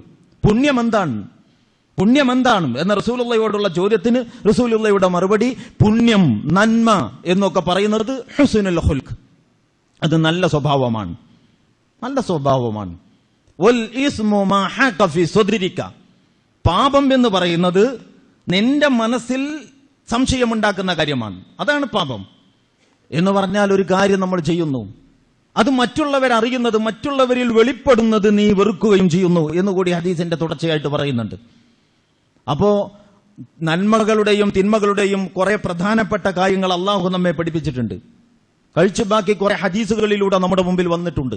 അതിനൊക്കെ അപ്പുറം അള്ളാഹുവിന്റെ റസൂല് പറയാണ്, നിങ്ങൾക്ക് ഞാൻ ചെയ്യുന്ന കാര്യം നന്മയാണോ തിന്മയാണോ എന്ന് മനസ്സിലാക്കാൻ നിങ്ങളുടെ മനസാക്ഷി എന്ന ഒരു കോടതി തന്നെ നിങ്ങളുടെ കൂടെയുണ്ട്. നിങ്ങളുടെ മനസാക്ഷി എന്ന ഒരു കോടതി തന്നെ നിങ്ങളുടെ കൂടെയുണ്ട്. ഇപ്പൊ വേറെ ഏതോ ഒരു സംഘടനയുടെ പോസ്റ്റർ കീറുകയാണ്, ഇത് നന്മയാണോ തിന്മയാണോ. ഒരു ഉദാഹരണം, വെറുതെ ചെറിയൊരു ഉദാഹരണം പറയാം. നമുക്കിഷ്ടമില്ലാത്തൊരു കൂട്ടരുടെ പോസ്റ്ററാണ്. നമുക്കിഷ്ടമില്ലാത്തതായത് എന്തുകൊണ്ട് എന്നത് അല്ല ഇപ്പൊ എന്റെ വിഷയം. ഏതോ ഒരു കാരണത്താൽ ഒരു കൂട്ടർക്ക് ഇഷ്ടപ്പെടാത്ത, അങ്ങനെ ഉണ്ടാവുമല്ലോ, ഏത് വിഭാഗത്തിനും ഇഷ്ടപ്പെടാത്ത ഏതോ ഒരു കൂട്ടർ ഈ രാജ്യത്തുണ്ടാകും. ഇപ്പൊ ഇന്ന് ഡിസംബർ 6 ചിലപ്പോൾ നമുക്ക് ഇഷ്ടമില്ലാതാകാൻ കാരണം നമ്മുടെ പള്ളി പൊളിച്ചവരാണ് ഇവർ, അല്ലെങ്കിൽ അതിന് നേതൃത്വം കൊടുത്തവരാണ്. അപ്പൊ അവരുടെ ഒരു പോസ്റ്റർ നമ്മുടെ വീട്ടിന്റെ മുമ്പിൽ, വേറെ ആരും അവിടെ കാണാനില്ല, നമുക്കത് കീറാൻ പറ്റുമോ? അപ്പൊ അത് കീറുന്നത്, നമ്മളത് കീറുന്നത് നമ്മളുടെ പ്രതിയോഗികളെ കൈകാര്യം ചെയ്യാൻ ഇസ്ലാമിന്റേതായ രീതിയുണ്ട്. അത് ഫാഷിസമായാലും ഫാഷിസത്തോട് ഫാഷിസത്തിന്റെ രീതിയിൽ തന്നെ പ്രതികരിക്കരുത് എന്നതാണ്. ഇസ്ലാമിന്റേതായ രീതിയുണ്ട്. വർഗീയതയെ വർഗീയത കൊണ്ട്, ഫാഷിസത്തെ ഫാഷിസം കൊണ്ട്, സാമുദായികതയെ സാമുദായികത കൊണ്ട് കൈകാര്യം ചെയ്താൽ സമൂഹത്തിൽ ഒരു നന്മയും ഉണ്ടാവുകയില്ല എന്നാണ് ഇസ്ലാം പഠിപ്പിക്കുന്നത്. നമ്മുടെ എത്ര വലിയ പ്രതിയോഗികളോടും നീതിയുടെയും ന്യായത്തിന്റെയും അടിസ്ഥാനത്തിൽ നിന്ന് സമരം നടത്താനാണ് നമ്മൾ കൽപ്പിക്കപ്പെട്ടിട്ടുള്ളത്. നീതിയും ന്യായവും കൈവിട്ടുകൊണ്ട് പ്രതിയോഗിയാണ്, ശത്രുവാണ് എന്നതുകൊണ്ടും നമുക്ക് കൈകാര്യം ചെയ്യാൻ പറ്റില്ല. അത് വേറെ വിഷയം. ഞാൻ ഇതിന്റെ ഇടയിൽ ഓർത്തപ്പോ പറഞ്ഞു പോയതാണ്. വിഷയം എന്താണെന്ന് ചോദിച്ചാൽ, അങ്ങനെ ഒരു പോസ്റ്റർ നമ്മൾ കീറാൻ പറ്റുമോ ഇല്ലേ? ഇസ്ലാമിക ശരീഅത്തിന്റെ വിധി എന്താ? അപ്പൊ റസൂലുള്ള പറയാണ്, പാപം എന്ന് പറയുന്നത് ചെയ്യുമ്പോ തന്നെ, ഒരു കാര്യം ചെയ്യുമ്പോ തന്നെ നിന്റെ മനസ്സിലൊരു ചൊറിച്ചിലുണ്ട്. അയാൾ കാണോ, ഇയാൾ കാണോ, അവരറിയോ, ഇവരറിയോ. അപ്പൊ ആളുകൾ അറിയുന്നത് നമ്മൾ ഇഷ്ടപ്പെടുന്നില്ല. ചെയ്യുമ്പോ തന്നെ നമുക്കൊരു ചൊറിച്ചിലുണ്ട്, ആളുകൾ അറിയുന്നത് നമ്മൾ ഇഷ്ടപ്പെടുന്നുമില്ല. ഇങ്ങനത്തെ കാര്യങ്ങൾ ചെറുതായാലും വലുതായാലും ഇതൊക്കെ പാപങ്ങളുടെ ഗണത്തിൽപ്പെട്ടതാണ്. വലിയ പാപങ്ങളെ അള്ളാഹുവും റസൂലും പഠിപ്പിച്ചിട്ടുണ്ട്. അത്തരം ഒരു തെറ്റാണ് ചെയ്യുന്നതെങ്കിൽ ആ പാപത്തിന്റെ തോത് അതനുസരിച്ചാണ്. ചെറിയ ഒരു കാര്യമാണ് നമ്മൾ ചെയ്യുന്നതെങ്കിൽ പാപത്തിന്റെ റസൂലുള്ള പഠിപ്പിച്ച ലിസ്റ്റിൽ അത് പെട്ടതല്ലെങ്കിലും അതും ചെയ്യരുതാത്തതാണ് എന്ന് നമ്മുടെ മനസ്സ് പറയുന്നുവെങ്കിൽ അതിൽ നിന്ന് വിട്ടുനിൽക്കുകയാണ് വേണ്ടത്. കാരണം മനസ്സിന്റെ ഈ പറയാനുള്ള കഴിവിനെ നമ്മൾ പരിഗണിച്ചാൽ അത് പറഞ്ഞുകൊണ്ടിരിക്കും, എപ്പോഴും പറഞ്ഞുകൊണ്ടിരിക്കും. അത് അവഗണിച്ചാലോ ക്രമേണ അത് പറച്ചിൽ നിർത്തും. അതാണ് നഫ്സുൽ ലവ്വാമ. അപ്പൊ തെറ്റ് ചെയ്യാൻ പ്രേരിപ്പിക്കുന്ന ഒരു ഉൾവിളി മനുഷ്യനിൽ ഉണ്ട് എന്ന് പറയുന്നതോടൊപ്പം തന്നെ അതിലേക്ക് പോകണ്ട, അത് നല്ലതല്ല എന്ന് ഏറ്റവും ആദ്യം ഇവനെ ഉപദേശിക്കുന്നത്, ഇവനെ ഗുണദോഷിക്കുന്നത്, ഇവനെ നിരുത്സാഹപ്പെടുത്തുന്നത്, ഇവനെ പിറകോട്ട് വലിക്കുന്നത് ഇവനിൽ തന്നെയുള്ള ഇവന്റെ മനസ്സിന്റെ ഒരു പണിയാണ് എന്നാണ് അള്ളാഹു പഠിപ്പിക്കുന്നത്. അതാണ് നഫ്സുൽ ലവ്വാമ, ആക്ഷേപിക്കുന്ന മനസ്സ്. ചെയ്യരുതാത്ത കാര്യം ചെയ്യുമ്പോൾ അത് ചെയ്യരുതായിരുന്നല്ലോ, അത് അങ്ങനെ വേണ്ടായിരുന്നു, മോശമായിപ്പോയി എന്ന് പറയുന്ന ഒരു മനസ്സുണ്ടെങ്കിൽ ആ മനസ്സിനെ നിരാശപ്പെടുത്തരുത്. അതിന്റെ വിളിയെ നിങ്ങൾ കേൾക്കണം എന്നാണ്. അതിന്റെ വിളിയെ നമ്മൾ പരിഗണിക്കണം. അതിനെ കേൾക്കുകയാണെങ്കിൽ അത് വിളിച്ചുകൊണ്ടേയിരിക്കും. അതിനെ അവഗണിക്കുകയാണെങ്കിലോ കുറച്ച് കഴിയുമ്പോൾ അത് നമ്മളോട് പിന്നൊന്നും പറയാതാകും. അതാണ് കഴിഞ്ഞ ആഴ്ച സൂചിപ്പിച്ച സുമ്മ ഖസത്ത് ഖുലൂബുഹും. അങ്ങനെ ഹൃദയം കടുത്തുപോയി, പിന്നെ വിളിയില്ല, പിന്നെ ആക്ഷേപങ്ങളില്ല, പിന്നെ മനസ്സാക്ഷിക്കുത്ത് എന്ന് പറയുന്ന പ്രശ്നം പോലുമില്ല. അപ്പൊ നഫ്സുൽ അമ്മാറയെ അഥവാ തെറ്റുകുറ്റങ്ങൾക്ക് പ്രേരിപ്പിക്കുന്ന മനസ്സിനെ, തെറ്റ് ചെയ്യുമ്പോൾ ആക്ഷേപിക്കുന്ന മനസ്സിന്റെ ആ നല്ല വശത്തെ പ്രോത്സാഹിപ്പിച്ച് ഈ നഫ്സുൽ അമ്മാറ എന്ന് പറയുന്ന തെറ്റ് ചെയ്യാൻ പ്രേരിപ്പിക്കുന്ന മനസ്സിനെ നമുക്ക് ശുദ്ധീകരിച്ചെടുക്കാൻ കഴിയും. ഈ ഒരു ശുദ്ധീകരണ പ്രക്രിയയിൽ ഓരോരുത്തരും ബോധപൂർവം ഏർപ്പെടേണ്ടതാണ്. ഇതിൽ ഒരാൾക്കും വേറൊരാളെ ഒരു സഹായവും ചെയ്തു തരാൻ കഴിയില്ല. അപ്പൊ നമ്മൾ ഓരോരുത്തരും നോക്കണം, ഞാൻ എന്നെക്കുറിച്ച്, നിങ്ങൾ ഓരോരുത്തരും നിങ്ങളെക്കുറിച്ച് ആലോചിച്ചുകൊണ്ടിരിക്കണം. മനസ്സാക്ഷിയെ വഞ്ചിക്കുന്ന പ്രവർത്തനങ്ങളിൽ നമ്മൾ ഏർപ്പെടുന്നുണ്ടോ? അള്ളാഹു വളരെ ഗൗരവത്തിലാണ് ഇതെടുത്തിട്ടുള്ളത്. എത്രത്തോളം എന്ന് പറഞ്ഞാൽ ഞാനൊരു ഉദാഹരണം പറയാം, വിശുദ്ധ ഖുർആനിലുള്ളത്. അതായത് റമളാനിന്റെ നോമ്പിന്റെ കാര്യം പറയുന്ന ഭാഗത്ത് സൂറത്തുൽ ബഖറയിൽ നിങ്ങൾക്ക് കാണാം. എന്താണ് വിഷയം? റമളാനിന്റെ പകലിൽ സ്വന്തം ഭാര്യയുമായി ശാരീരിക ബന്ധത്തിൽ ഏർപ്പെടുന്നത് പാപമാണ്, നോമ്പുകാരനായിരിക്കെ. റമളാനിന്റെ പകലിൽ അങ്ങനെ ഒരാൾ ചെയ്താൽ അയാൾ ഒന്നുകിൽ ഒരു അടിമയെ മോചിപ്പിക്കണം, അല്ലെങ്കിൽ 2 മാസം തുടർച്ചയായി, 2 മാസത്തെ നോമ്പ്, ഒരു 60 നോമ്പുണ്ടാവുന്ന കണക്കാക്കിയിട്ട് എപ്പോഴോ പിടിച്ചാൽ പോരാ. ഷഹ്റൈനി മുതതാബിഐനി, അതാണ് ശ്രദ്ധിക്കേണ്ടത്. 2 മാസം തുടർച്ചയായി നോമ്പ് പിടിക്കണം. അല്ല എങ്കിൽ അയാള് 60 അഗതികൾക്ക് അന്നം നൽകണം. മൂന്നാലൊരു പരിഹാരം നമ്മുടെ ശേഷി അനുസരിച്ച് സ്വീകരിക്കാവുന്നതാണ്. എന്തുകൊണ്ട്? അള്ളാഹു റഹ്മാനും റഹീമുമാണ്. നീ അങ്ങനെ ചെയ്തു, നിനക്ക് സ്വർഗം വേണോ എങ്കിൽ ഇങ്ങനെ ചെയ്തേ പറ്റൂ. ഇങ്ങനെയല്ല അള്ളാഹ് നമ്മോട് പറഞ്ഞിട്ടുള്ളത്. ഓപ്ഷനുകൾ അതുകൊണ്ടാണ്. അള്ളാഹു റഹ്മാനും റഹീമുമാണ്. ഒന്നുകിൽ അടിമയെ മോചിപ്പിക്കാം, അല്ലെങ്കിൽ 2 മാസം തുടർച്ചയായി നോമ്പെടുക്കാം, അല്ലെങ്കിൽ 60 അഗതികൾക്ക് അന്നം കൊടുക്കാം. എന്തിന്? റമളാനിന്റെ പകലിൽ നോമ്പുകാരനായിരിക്കെ, റമളാനിന്റെ പകലിൽ ആരോഗ്യം അനുവദിക്കുന്ന ഒരാൾ നോമ്പുകാരനാകാതിരിക്കാൻ സാധ്യത വളരെ കുറവാണ്, യാത്രയോ മറ്റോ ആകുമ്പോഴേ ഉള്ളൂ. അപ്പൊ നോമ്പുകാരനായിരിക്കെ സ്വന്തം ഭാര്യയുമായി ശാരീരിക ബന്ധത്തിൽ ഏർപ്പെട്ടാലത്തെ വിധിയാണിത്. ഇത് പകലിന്റെ കാര്യമാണ്. റമളാനിന്റെ രാത്രിയിൽ ഈ കാര്യം പറ്റുമോ? പറ്റുമെന്നോ പറ്റില്ലെന്നോ അള്ളാഹു പറഞ്ഞിട്ടുണ്ടായിരുന്നില്ല. ആയത്തുകൾ ഇങ്ങനെ ഇറങ്ങിക്കൊണ്ടിരിക്കുന്ന ഘട്ടമാണ്. വഹയിന്റെ അടിസ്ഥാനത്തിൽ റസൂലുള്ളാഹിയുടെ നേതൃത്വത്തിൽ ഒരു ജനതയെ സംസ്കരിച്ച് പഠിപ്പിച്ച് നന്നാക്കിക്കൊണ്ടിരിക്കണം അള്ളാഹുവിന്റെ റസൂൽ. അങ്ങനത്തെ ഘട്ടത്തിലാണ് സ്വഹാബിമാര് മനസ്സിലാക്കി റമളാനിന്റെ ഇപ്പൊ ഒരു ഇങ്ങനത്തെ ഒരു കാര്യമാണല്ലോ, ജീവിതത്തിന് ആത്മീയമായ ഒരു നല്ല റമളാൻ ഖുർആൻ ഇറങ്ങിയ മാസമൊക്കെ അല്ലേ. അതുകൊണ്ട് റമളാനിന്റെ രാത്രിയിലും ഈ കാര്യങ്ങൾ അനുവദനീയമല്ല എന്ന് അവർ പൊതുവെ അങ്ങ് മനസ്സിലാക്കി. സഹാബിമാര് ഒറ്റയും തെറ്റുമായിട്ട് സംസാരിക്കുമ്പോൾ നിങ്ങൾ ചെയ്യാറുണ്ട്, അതിപ്പോ എങ്ങനെയാ നമുക്ക് പറ്റുമോ എന്ന മട്ടിൽ, വളരെ പരിശുദ്ധമായ ഒരു മാസത്തിലല്ലേ, ഞാൻ ആ വഴിക്ക് ചിന്തിക്കാറേ ഇല്ല എന്ന മട്ടിലാണ് ഓരോരുത്തരും പൊതുവായി പങ്കുവെച്ചത്.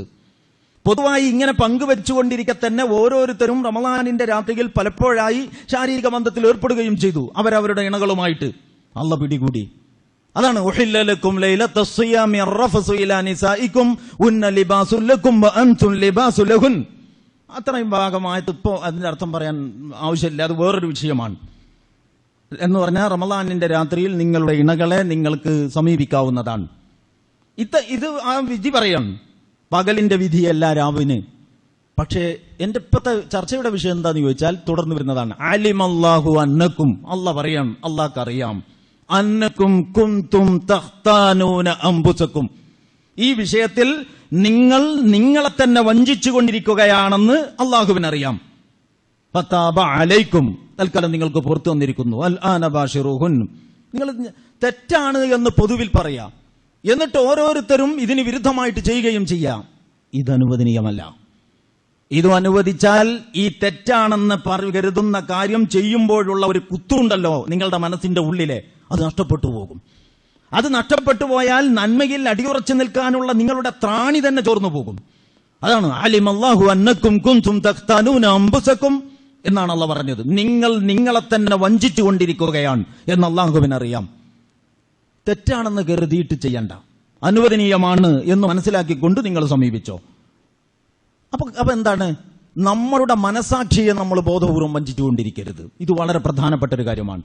മനസാക്ഷിയുടെ വിളികളെ നമ്മൾ കേൾക്കാതെ പോകരുത്. മനസാക്ഷി ഒരു കാര്യം തെറ്റാണെന്ന് നമ്മോട് പറഞ്ഞുകൊണ്ടിരിക്കുന്നുണ്ടെങ്കിൽ അതിനെപ്പറ്റിയാണ് അള്ളാന്റെ റസൂൽ പറഞ്ഞത്, വൽ ഇസ്മു മാ ഹക ഫീ സുദ്രിക. ഇസ്ം, പാപം എന്ന് പറയുന്നത് നിന്റെ മനസ്സിൽ ചൊറിച്ചിലുണ്ടാക്കുന്ന കാര്യങ്ങളൊക്കെ അതിൽപ്പെട്ടതാണ്. അതുകൊണ്ട് മനസാക്ഷിക്ക് വിരുദ്ധമായി പ്രവർത്തിച്ചു കൊണ്ടിരുന്നാൽ മനസാക്ഷിയുടെ ഭാഗത്തു നിന്നുള്ള നന്മയിലേക്കുള്ള ഒരു തള്ളിച്ച നമുക്ക് നഷ്ടപ്പെട്ടു പോകും. നന്മയിലേക്കുള്ള ഒരു വിളി നമുക്ക് കൈമോശം വന്നു പോകും. നന്മയിലേക്കുള്ള വിളി കൈമോശം വന്നു പോവുകയും തിന്മയെ പ്രേരിപ്പിക്കുന്ന മറുവശം അവിടെ പ്രവർത്തിച്ചു കൊണ്ടിരിക്കുകയും ചെയ്യുമ്പോൾ ഇസ്ലാമിക ജീവിത രംഗത്ത് നമ്മൾ കാലിടറിപ്പോകും. അങ്ങനെ കാലിടറിയാൽ നഫ്സുൽ മുത്മഇന്ന എന്ന അവസ്ഥയിലേക്ക് നമുക്കെത്താൻ കഴിയില്ല. അപ്പൊ നഫ്സുൽ അമ്മാറ അഥവാ തെറ്റുകുറ്റങ്ങൾക്ക് പ്രേരിപ്പിക്കുന്ന മനസ്സിനെ നഫ്സുൽ ലവ്വാമ അഥവാ തെറ്റ് ചെയ്താൽ ആക്ഷേപിക്കുന്ന ആ ഗുണം കണ്ടെത്തി അതിനെ വളർത്തി അങ്ങനെ ക്രമേണ നന്മയിൽ ആസക്തമായ ഒരവസ്ഥയിലേക്ക് പോയി അള്ളാഹുവുമായി അടുക്കുന്ന നഫ്സുൽ മുത്മഇന്നയാക്കി മാറ്റണം.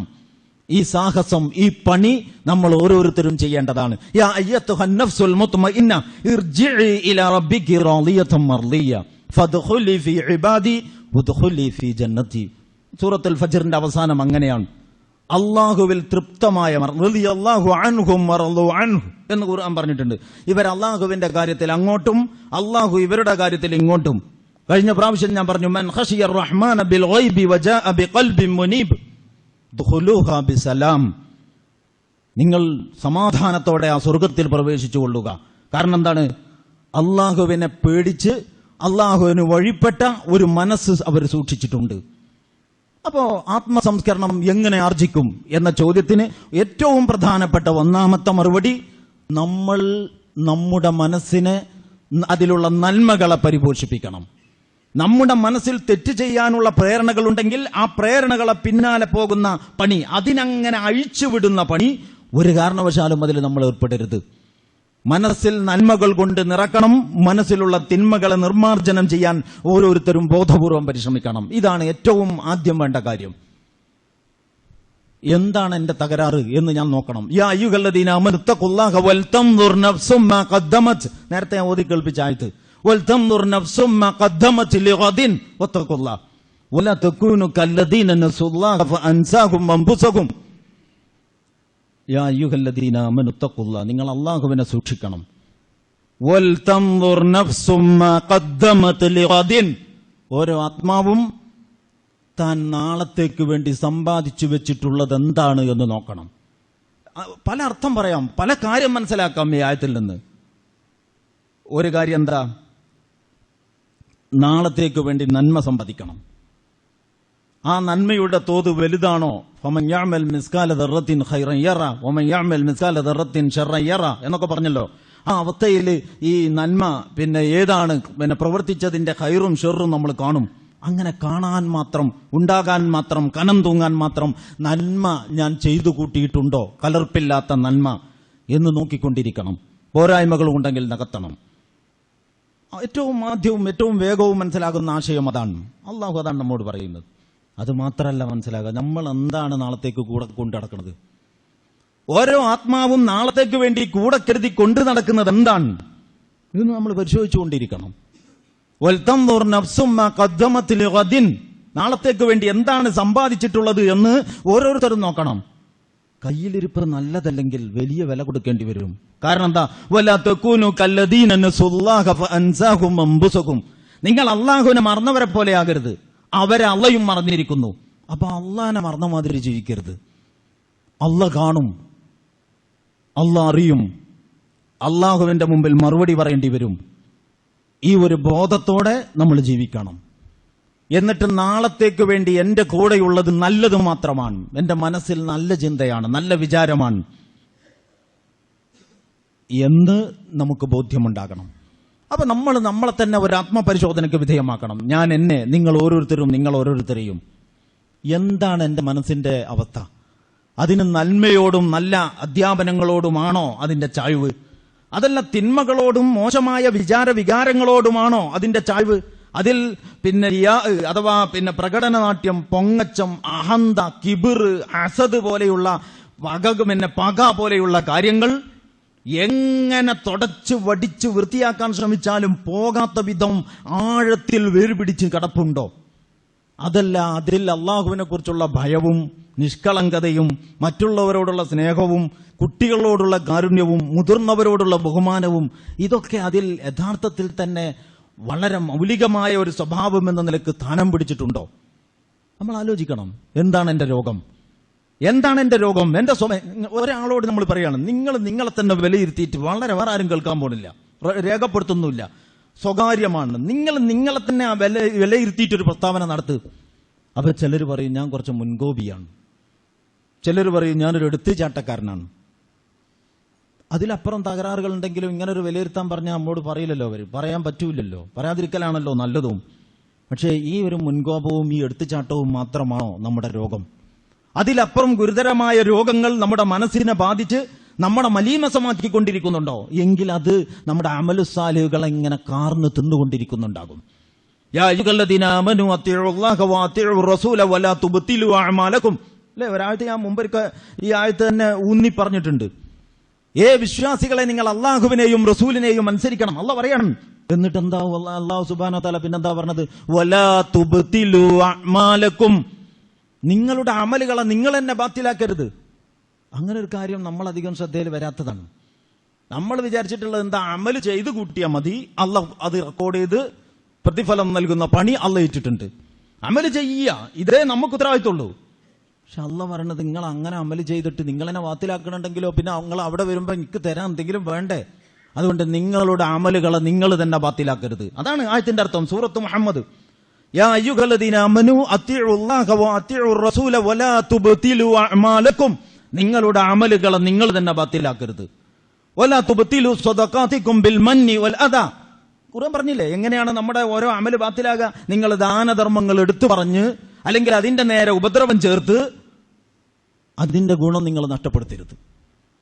ഒരു ചെറിയ കാര്യത്തിന് നന്നായിട്ട് അങ്ങോട്ട് ഷൗട്ട് ചെയ്യാണ്, ഫയർ ചെയ്യാണ്, വളരെ നിലവാരം കുറഞ്ഞ രീതിയിലാണ്. അപ്പൊ നിങ്ങൾ ഓനോട് അത്ര അത് കുഴപ്പമൊന്നുമില്ല, ഓൻ്റെ ബാപ്പായിട്ട് ഞങ്ങളെ തറവാട്ടിൻ്റെ നമ്മുടെ അന്നം പറ്റി ജീവിക്കുന്നവനാ, അവനോടിപ്പോൾ 4 വർത്താനം പറഞ്ഞാലും പ്രശ്നമൊന്നുമില്ല. അതാണ് വലാ തുബ്തിലു അഅമാലകും ബിൽ മന്നി വൽ അദാ. അപ്പൊ എന്താ, ഓൻ എന്റെ ചീത്ത കേൾക്കാൻ ബാധ്യസ്ഥനാണ്. ഇവനല്ല, ഇവന്റെ വാപ്പ മുതൽ ഞങ്ങളെ തറവാട്ടിൽ നിന്നാണ് ഇവർ കഴിഞ്ഞുകൂടുന്നത്. ഓനൊക്കെ ഉടുക്കാതെ നടന്നിരുന്ന കാലം മുതൽ എനിക്കറിയാം. 4 വർത്താനം പറഞ്ഞാലും ഒരു കുഴപ്പമില്ല, അങ്ങനെ പറയാനൊന്നും പറ്റൂല. നമ്മൾ അവർക്ക് വല്ലതും കൊടുക്കുന്നുവെങ്കിൽ അത് അവരുടെ ഔദാര്യത്തിന് വേണ്ടിയാണെങ്കിൽ അവരെ ഔദാര്യം എന്ന ഒരൊറ്റ സിംഗിൾ അജണ്ടയെ നമ്മുടെ ഉള്ളിലുള്ളൂ, തീർന്നു. വേറെ എവിടെയും അത് രേഖപ്പെടുത്തുന്നില്ല, വേറെ എവിടെയും കനം തൂങ്ങുന്നില്ല, വേറെ എവിടെയും അതിനൊന്നും കിട്ടാനില്ല. അതല്ല, ഇവർക്ക് ഞാൻ തീറ്റിപ്പോറ്റിയത് വേറെ ഒരാളുടെ പ്രതിഫലം കാക്ഷിച്ചുകൊണ്ടാണെങ്കിൽ ആ പ്രതിഫലം കാക്ഷിക്കുന്നവൻ പറയുന്നു, നിങ്ങൾ ചെയ്യുന്ന ഔദാര്യങ്ങളുടെ പേരിൽ ആളുകളുടെ മേക്കിട്ട് കയറരുത്. ഇത് ഞാൻ പലതും പറയണം ഒരേ സമയം. മനസ്സുകൾക്ക് പിടികൂടാവുന്ന രോഗങ്ങൾ നമ്മൾ ആലോചിക്കണം. ഞാൻ എന്റെ കാര്യത്തിൽ, നിങ്ങൾ ഓരോരുത്തരും നിങ്ങളുടെ കാര്യത്തിൽ എന്റെ മനസ്സ് എവിടെയാണ്? ഈ മനസ്സിലുള്ള തിന്മയാണെന്ന് ബോധ്യപ്പെട്ടതിനെ പിന്നെയും കൂടെ കൊണ്ട് നടക്കുന്നതാണ് നമ്മുടെ മനസ്സിനോടുള്ള നമ്മുടെ സമീപനമെങ്കിൽ ആ മനസ്സിന് സംസ്കരണം നേടാൻ സാധ്യമല്ല. കാരണം അതിനെ സംസ്കരിക്കണമെന്ന് നമ്മൾ തീരുമാനിച്ചിട്ടില്ല.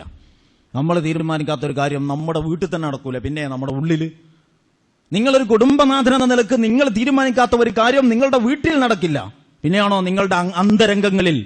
അതുകൊണ്ട് നിങ്ങളുടെ അകത്തുള്ള, നിങ്ങളുടെ ശരീരത്തിന് മനസ്സിനകത്തുള്ള തകരാറുകളെ കണ്ടെത്തി നീക്കുക എന്ന പണി വേറെ ഒരാൾക്കും ഒന്നും ചെയ്തു തരാൻ പറ്റില്ല, അവനവൻ ചെയ്യണം. ഇതാണ് ആത്മസംസ്കരണത്തിന്റെ വിഷയത്തിൽ എന്താണ് അതിന്റെ മാർഗം എന്ന ചോദ്യത്തിനുള്ള ഏറ്റവും ആദ്യത്തെ മറുപടി. ഞാൻ തന്നെ എന്റെ മനസ്സിലെ നന്മകൾ കാണണം, എന്റെ അകത്തുള്ള തിന്മകളെ നിർണയിക്കണം. ആ നന്മകളെ വളർത്താനും ഈ തിന്മകളെ നിർമ്മാർജ്ജനം ചെയ്യാനും ഞാൻ ബോധപൂർവം പരിശ്രമിച്ചുകൊണ്ടിരിക്കണം. ആ പരിശ്രമത്തിന് അള്ളാഹുവിന്റെ കനിവ് വേണം, ആ പരിശ്രമത്തിന് അള്ളാഹുവിന്റെ ഉദവി വേണം. അല്ലാഹുമ്മ ആതി അൻഫുസനാ തഖ്വാഹ വസക്കിഹ അൻത ഖൈറു മൻ സക്കാഹ അൻത റബ്ബുഹാ വവലിയുഹാ വമൗലാഹാ യാ അർഹമർ റഹീമീൻ. പടച്ചവനെ എന്റെ മനസ്സിന് നീ, കഴിഞ്ഞ ആഴ്ച പറഞ്ഞു, പടച്ചവനെ എന്റെ മനസ്സിന് നീ തഖ്വ നൽകണം. ആ തഖ്വ നൽകി അതിനെ നന്നാക്കിയെടുക്കാനുള്ള എന്റെ പരിശ്രമത്തിന് നിന്റെ കരുത്ത് വേണം. കാരണം എന്താ? അൻത റബ്ബുഹാ വവലിയുഹാ വമൗലാഹ. നീയാണ് അതിന്റെ യജമാനൻ, നീയാണ് അതിന്റെ രക്ഷകൻ, നീയാണ് അതിന്റെ ഉടമസ്ഥൻ.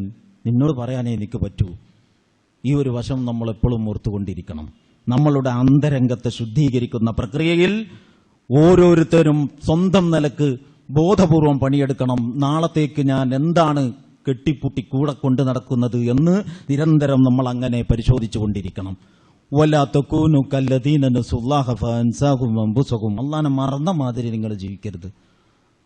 അങ്ങനെ ജീവിക്കാൻ തുടങ്ങിയാൽ എന്താണ്? ലാ യസ്തവി അസ്ഹാബുൻ നാരി വ അസ്ഹാബുൽ ജന്ന. നരകത്തിന്റെ ആളുകളും സ്വർഗത്തിന്റെ ആളുകളും സമന്മാരായിരിക്കില്ല. നരകത്തിന്റെ ആളുകളുടെ ജീവിതവും സ്വർഗത്തിന്റെ ആളുകളുടെ ജീവിതവും സമമായിരിക്കില്ല. നരകത്തിന്റെ ആളുകളുടെ മനോനിലയും സ്വർഗത്തിന്റെ ആളുകളുടെ മനോനിലയും സമമായിരിക്കില്ല. എല്ലാം എ ടു സെഡ് വ്യത്യസ്തമായിരിക്കും. സ്വർഗത്തിന്റെ ആളുകളുടെ ലക്ഷണങ്ങൾ പഠിക്കണം, സ്വർഗത്തിന്റെ ആളുകളുടെ ലക്ഷണങ്ങൾ പകർത്തണം. സ്വർഗത്തിലേക്ക് വന്ന ആളുകൾ പിന്നെ അർഹരായവരോടൊപ്പം ഒത്തുചേരാൻ നമുക്കാവണം. അള്ളാഹു നമ്മെ അനുഗ്രഹിക്കുമാറാകട്ടെ. നമ്മുടെ ഭാഗത്ത് സംഭവിച്ചു പോകുന്ന വീഴ്ചകളും പോരായ്മകളും പാളിച്ചകളും റഹ്മാനും റഹീമുമായ റബ്ബ് വിട്ടുപുറത്തു മാപ്പാക്കുമാറാകട്ടെ. നമ്മുടെയും നമ്മോട് പ്രാർത്ഥിക്കാൻ വസിയത്ത് ചെയ്തവരുടെയും എല്ലാ നല്ല ആഗ്രഹങ്ങളെയും റഹ്മാനും റഹീമുമായ റബ്ബ് സഫലമാക്കി തരുമാറാകട്ടെ. നമ്മളിൽ നിന്ന് യാത്ര പോയവരെ, അള്ളാഹുവിങ്കലേക്ക് യാത്ര പോയവർക്ക് അവരുടെ ബർസഖിയായ ജീവിതം പടച്ചവൻ സ്വർഗീയമാക്കുമാറാകട്ടെ. അവരെയും നമ്മെയും അവന്റെ ജന്നാത്തുൽ ഫിർദൗസിൽ ഒരുമിച്ച് കൂട്ടുമാറാകട്ടെ. അഖൂലു ഖൗലി ഹാദാ വസ്തഗ്ഫിറുല്ലാഹ ലി വലക്കും വലിജമീഇൽ മുസ്ലിമീന വൽ മുസ്ലിമാത്ത് ഫസ്തഗ്ഫിറൂഹു ഇന്നഹു ഹുവൽ ഗഫൂറുർ റഹീം.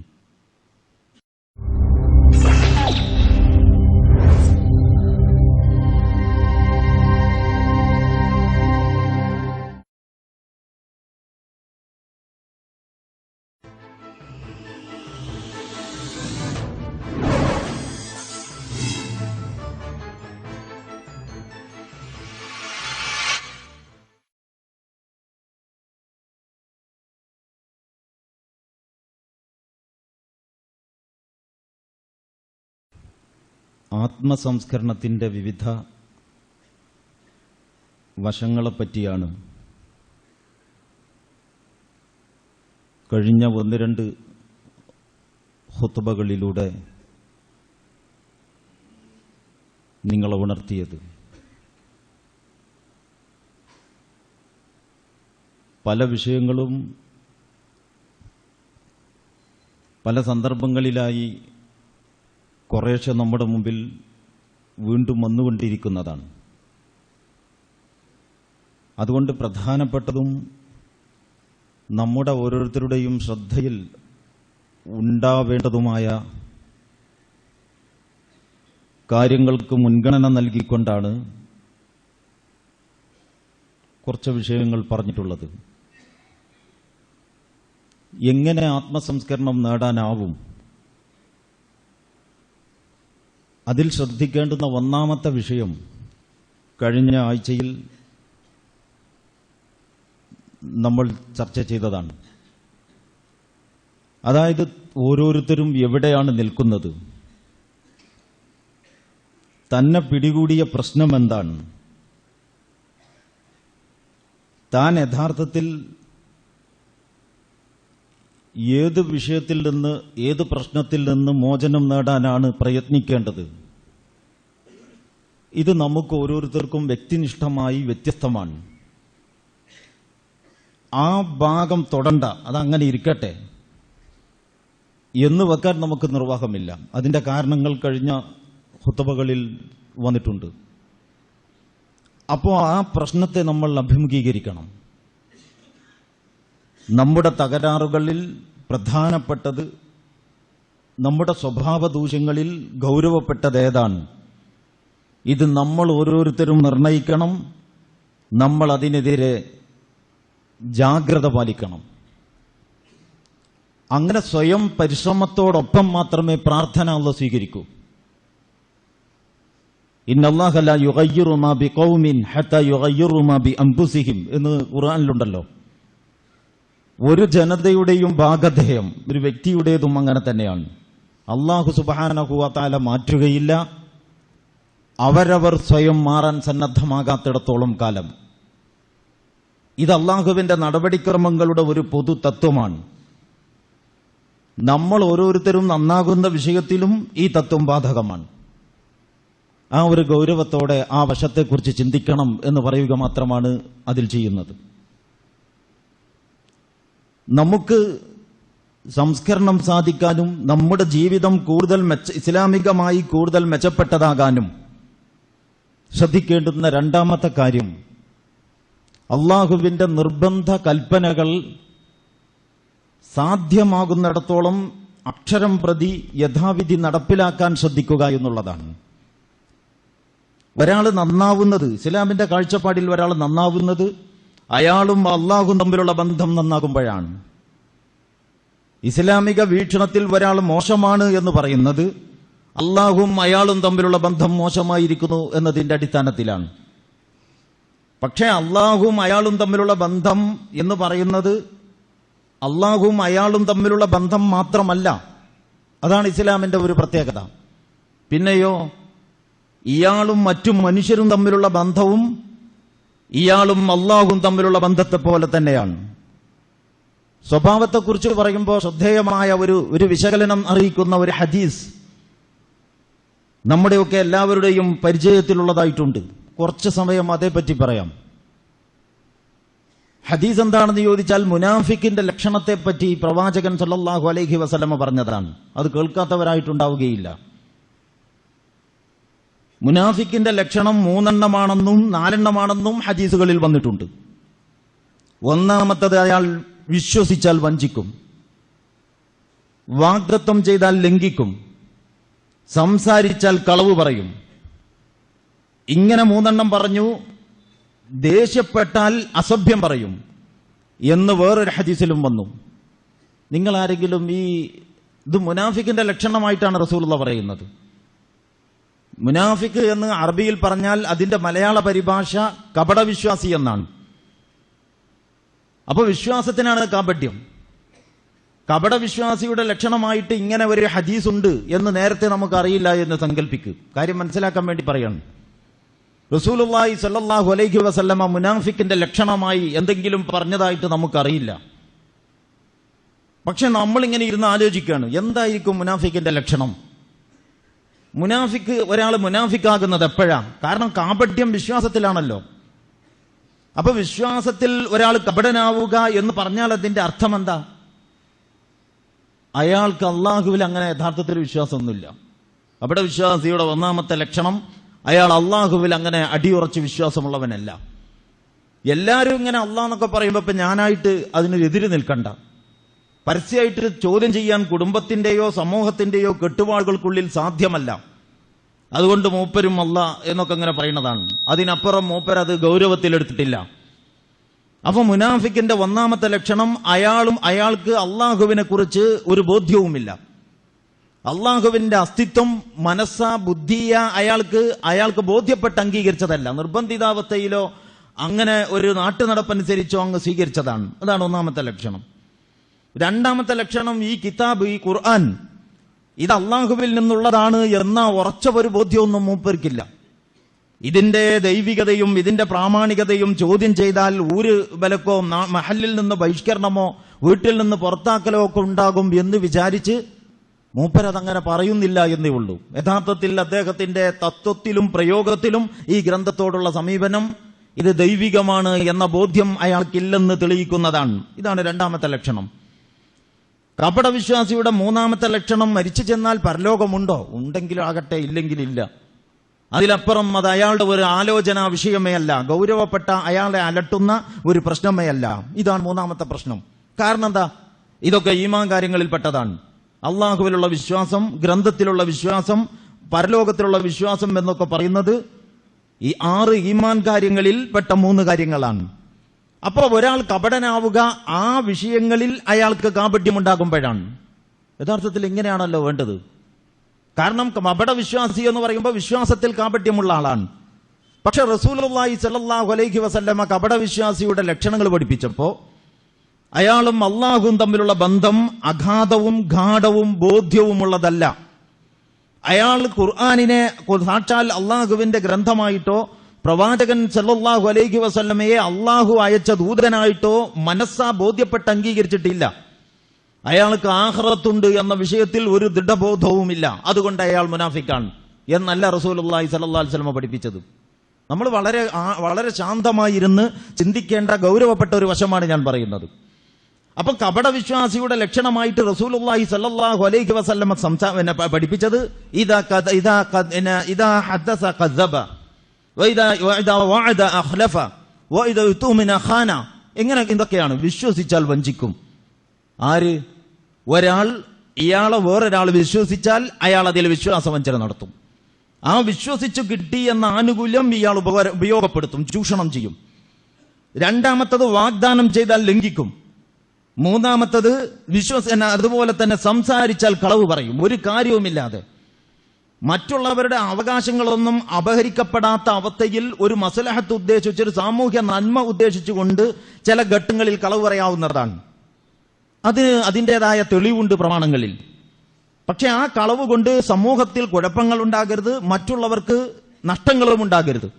വേറെ ആരുടെയോ എന്തെങ്കിലും നന്മ അല്ലെങ്കിൽ ഗുണം നമുക്ക് കവർന്നെടുക്കാൻ വേണ്ടി ആവരുത് ആ കളവ്. അല്ല, ഒരു സമൂഹത്തിൽ ഒരു നന്മയുണ്ടാകണം, ഒരു സംഘട്ടനം ഒഴിവാക്കണം, ഒരു ഏറ്റുമുട്ടലോ ഒരു പ്രശ്നമോ ഒരു കുടുംബ പ്രശ്നമോ ഇല്ലാതാക്കണം. അതിനുവേണ്ടി സതുദ്ദേശത്തോടെ വേണമെങ്കിൽ ഒരാൾക്ക് കളവ് പറയാം. അതിന് കളവ് എന്ന വാക്ക് തന്നെയാണോ പ്രയോഗിക്കേണ്ടത് എന്നത് വേറെ ആലോചിക്കേണ്ടതാണ്. ഇപ്പൊ എന്റെ വിഷയം അതല്ല. ഞാൻ പറഞ്ഞു വന്നത് മുനാഫിക്കിന്റെ ലക്ഷണമായി അള്ളാഹുവിന്റെ റസൂല് പറയുന്ന ഈ കാര്യങ്ങളെക്കുറിച്ച് നിങ്ങൾ ചിന്തിച്ചു നോക്കൂ. ഇതൊക്കെ മനുഷ്യർ തമ്മിലുള്ള വ്യവഹാരത്തിലാണ്. അപ്പൊ എന്താണ് അതിന്റെ അർത്ഥം?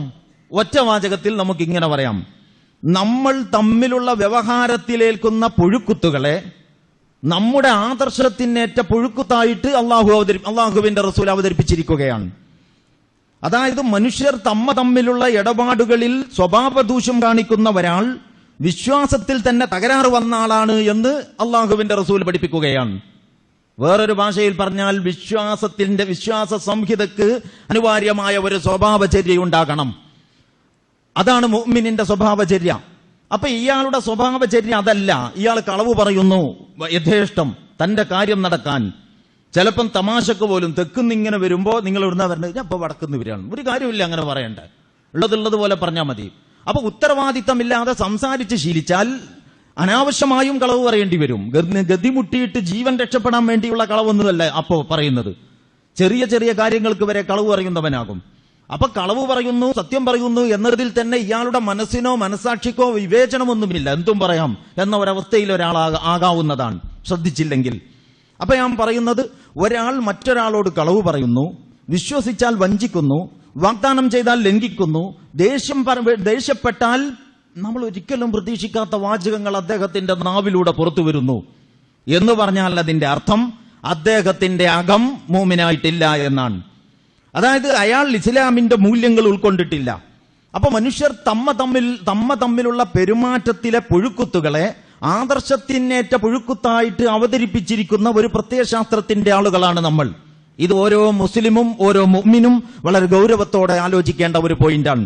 അതുകൊണ്ടാണ് മുനാഫിക്കിന്റെ ലക്ഷണമായിട്ട് നേരത്തെ പറഞ്ഞ കാര്യങ്ങൾ പറയാതെ, അഥവാ ഈമാൻ കാര്യങ്ങളിലുള്ള ഉൾക്കൊള്ളലിലെ തകരാറുകളെയോ ഏറ്റക്കുറവുകളെയോ പറയാതെ തമ്മിലുള്ള പെരുമാറ്റങ്ങളെ പറ്റി അള്ളാഹുവിന്റെ റസൂല് പറഞ്ഞത്. അപ്പൊ ഒരാൾ പെരുമാറാൻ നല്ലവനാണെങ്കിൽ അയാളുടെ സ്വഭാവചര്യ ഇസ്ലാമായിരിക്കുന്നു എന്നാണ് അതിന്റെ അർത്ഥം.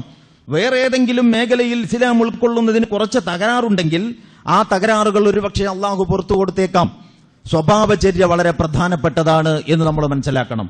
അതുകൊണ്ട് അള്ളാഹു സുബ്ഹാനഹു വ തആലയുടെ കൽപ്പനകൾ നടപ്പിൽ വരുത്തുന്നതിലൂടെ, അള്ളാഹുമായി ഒരാൾ അടുക്കുന്നതിലൂടെ അയാൾ നല്ലവനായി തീരുന്നു.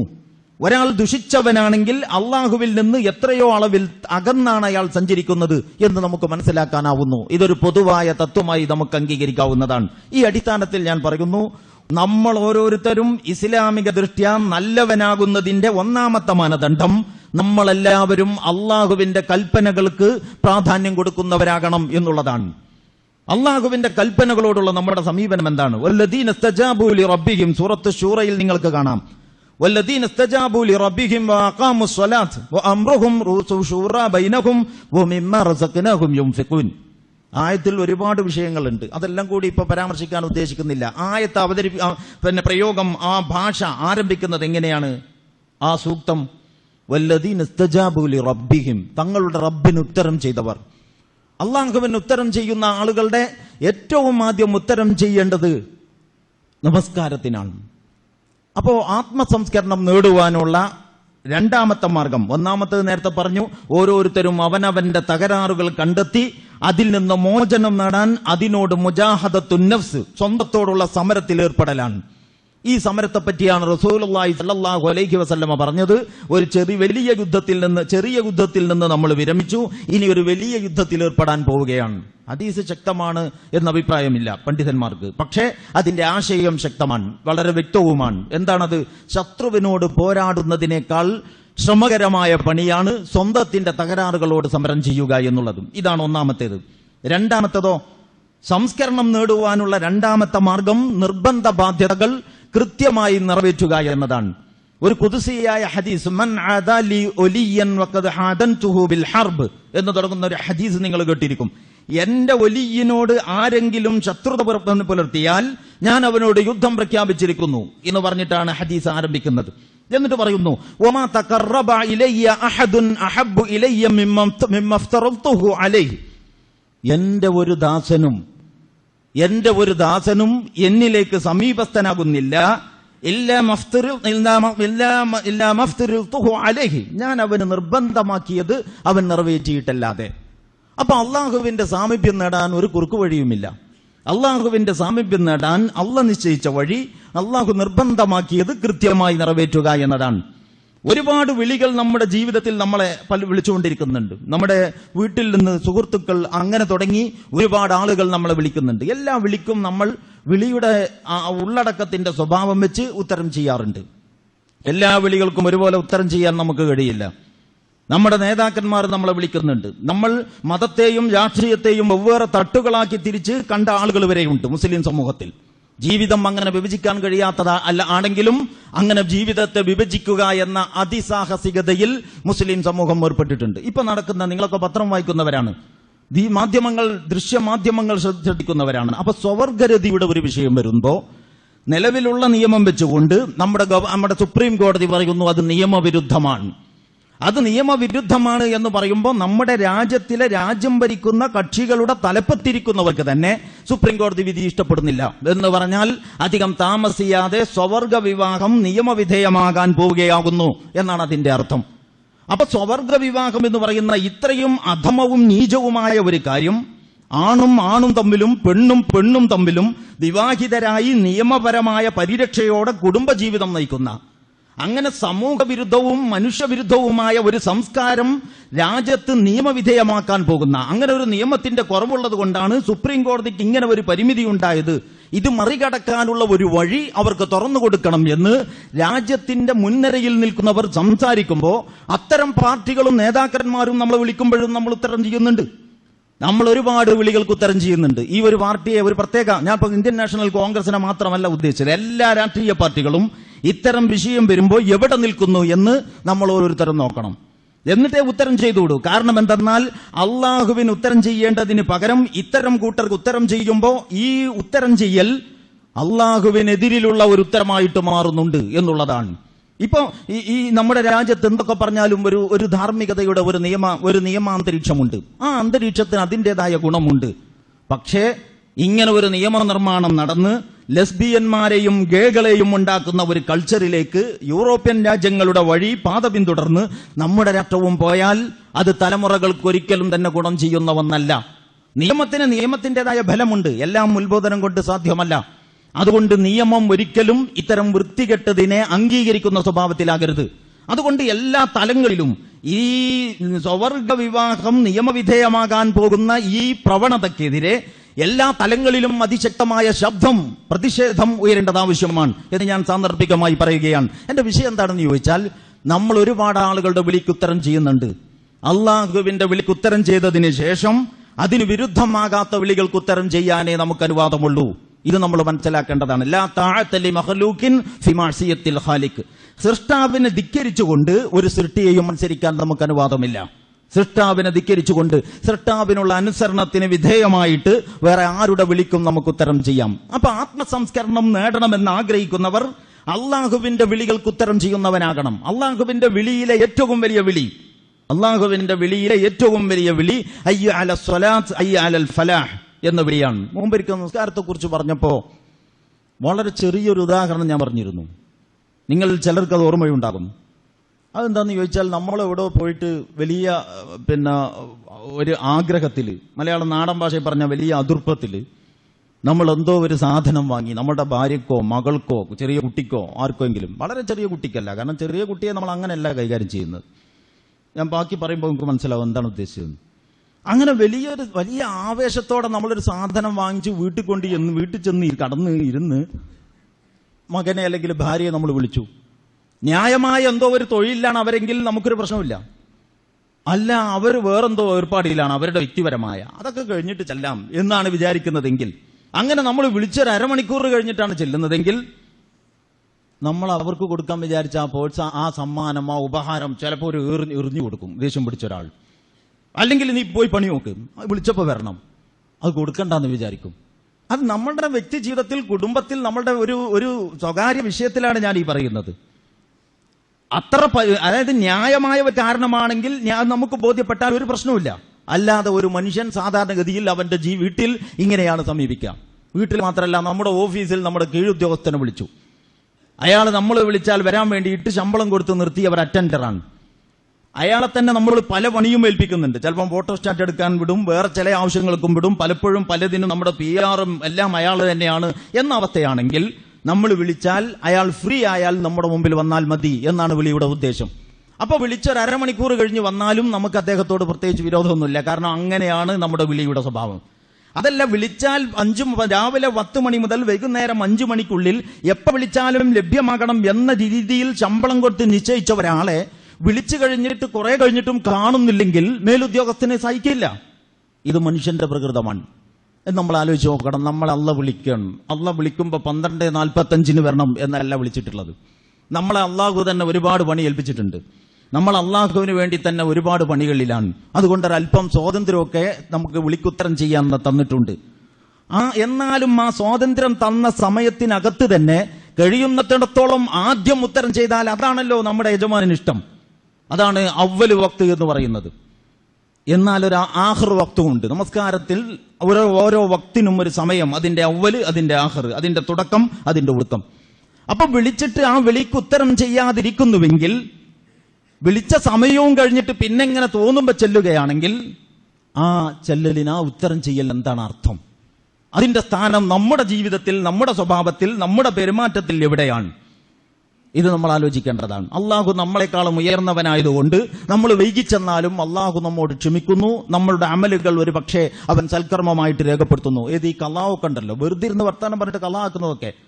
അപ്പൊ ഞാനിപ്പം പറഞ്ഞ എന്താന്ന് ചോദിച്ചാൽ, അള്ളാഹുവിന്റെ വിളികൾക്ക് ഉത്തരം ചെയ്യണം. ആത്മസംസ്കരണം ഉദ്ദേശിക്കുന്ന ആളുകൾ അള്ളാഹുവിന്റെ വിളിക്കുത്തരം ചെയ്യുന്നവരാകണം. ആ വിളികളുടെ കൂട്ടത്തിൽ ഏറ്റവും പ്രധാനപ്പെട്ട വിളി നമസ്കാരത്തിന് വേണ്ടിയുള്ള വിളിയാണ്. സാധ്യമാകുന്നിടത്തോളം, ശരഈയായ ഉദുറില്ലാത്തിടത്തോളം സമയത്ത് നമസ്കരിക്കണം. ശരഈയായ ഉദുറുള്ളവർക്ക് നമസ്കാരം മാറ്റിവെക്കാൻ അനുവാദമുണ്ട്. പല സന്ദർഭങ്ങളിലും നമ്മൾ അത് ചർച്ച ചെയ്തിട്ടുണ്ട്. നമുക്ക് പൊതുവെ അതൊക്കെ അറിയാം. അപ്പോ അങ്ങനെ അള്ളാഹുവിന്റെ വിളികൾക്ക് ഉത്തരം ചെയ്യണം. ഇത് നമസ്കാരം എന്ന പ്രധാന വിളി. പിന്നെ തുടർന്ന് ഒരുപാട് വിളികൾ ശറഈന്റേതായിട്ട് നമ്മുടെ മുമ്പിലുണ്ട്. യാ അയ്യുഹല്ലദീന ആമനൂ സ്തജീബൂ ലില്ലാഹി വലിറസൂലിഹി ഇദാ ദഅാകും ലിമാ യുഹ്യീകും. നമ്മളെ സജീവമാക്കാൻ വേണ്ടി അള്ളാഹു വിളിക്കുമ്പോ, വിശ്വാസികളെ, നിങ്ങൾ അള്ളാഹുവിന്റെയും റസൂലിന്റെയും വിളിക്കുത്തരം ചെയ്യണം എന്ന് ഖുർആൻ നമ്മോട് പറയുകയാണ്. അതുകൊണ്ട് ആത്മസംസ്കരണം സാധിക്കണമെന്ന് ആഗ്രഹിക്കുന്ന ആളുകൾ പടച്ചവന്റെ വിളികൾക്ക് ഉത്തരം ചെയ്യുന്നവനും നിർബന്ധ ബാധ്യതകൾ നിറവേറ്റുന്നവനുമാകണം. എന്തുകൊണ്ടെന്നാൽ മാ തഖറബ ഇലയ്യ അഹദുൻ അഹബ്ബു ഇലയ്യ മിമ്മ അഫ്തറതുഹു അലൈഹി. എന്റെ ഒരു ദാസനും എന്നോട് സമീപസ്ഥനാകുന്നില്ല ഞാൻ അവന് നിർബന്ധമാക്കിയത് അവൻ നിറവേറ്റിയിട്ടല്ലാതെ. അപ്പൊ നിർബന്ധ ബാധ്യതകളുടെ നിറവേറ്റലിലൂടെ മാത്രമേ അള്ളാഹുവിന്റെ സാമീപ്യം ആർജിക്കാനാവൂ എന്ന് നമ്മൾ മനസ്സിലാക്കണം. ഈ നമസ്കാരത്തെ കുറിച്ച് പറഞ്ഞപ്പോൾ ഒരു കാര്യവും കൂടി കൂട്ടത്തിൽ പറയാം.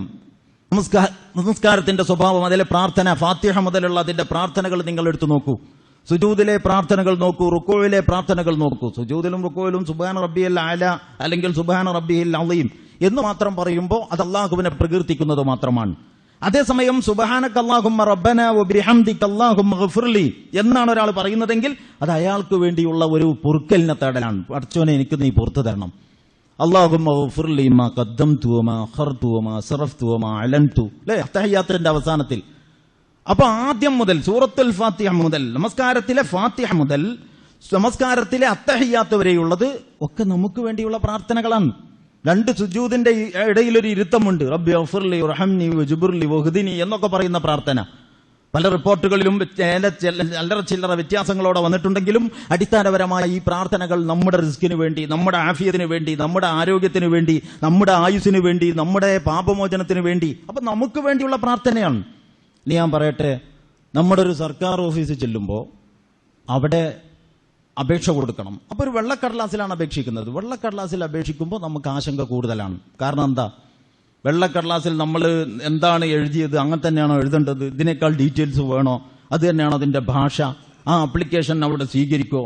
ഒരുപാട് അവ്യക്തതകളുണ്ട്. അതേസമയം ഒരു നിർദ്ദിഷ്ട ഫോറം അവിടെ ഉണ്ട്.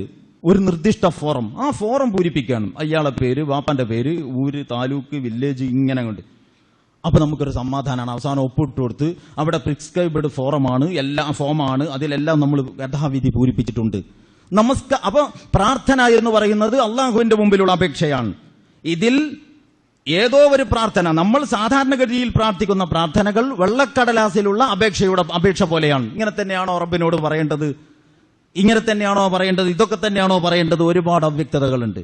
ഫർള് നമസ്കാരങ്ങളിലെ നമ്മുടെ പ്രാർത്ഥന, ഖുർആനിലും സുന്നത്തിലും സ്ഥിരപ്പെട്ടു വന്ന പ്രാർത്ഥനകൾ, ഇതൊക്കെ നിർദ്ദിഷ്ട ഫോറത്തിൽ അപേക്ഷിക്കുന്നത് പോലെ കുറച്ചുകൂടി മനസ്സാന്നിധ്യത്തോടെയും ധൈര്യത്തോടെയും അവലംബിക്കാവുന്നതുമായ പ്രാർത്ഥനാ രീതികളാണ്. വിശേഷിച്ച് ഫർള് നമസ്കാരം എന്ന് പറയുന്ന കർമ്മം അടിമുടി പ്രാർത്ഥനയാണ്. ഈ പ്രാർത്ഥനകളുടെ സ്വഭാവം ഇങ്ങനെയാണ് എന്നോട് പ്രാർത്ഥിക്കേണ്ടത് എന്ന് നാഥൻ പറഞ്ഞിട്ടുള്ളതാണ്. അവൻ ദൂതൻ വഴി നമ്മെ പഠിപ്പിച്ചതാണ്. അതുകൊണ്ട് നമസ്കാരം ഒരു ഭാരമായിട്ട് അള്ളാഹുവിന്റെ സാമീപ്യം ആഗ്രഹിക്കുന്നവർക്ക് അനുഭവപ്പെടുകയില്ല. അതേസമയം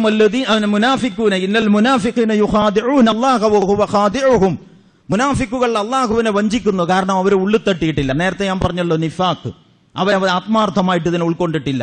അതുകൊണ്ട്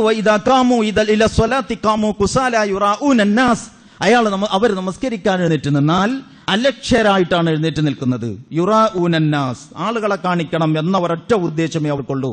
അതുകൊണ്ട് അവലാ യദ്കുറൂന അല്ലാഹ ഇല്ലാ ഖലീല, വളരെ കുറച്ചേ അവർ അള്ളാഹുവിനെ സ്മരിക്കുന്നുള്ളൂ.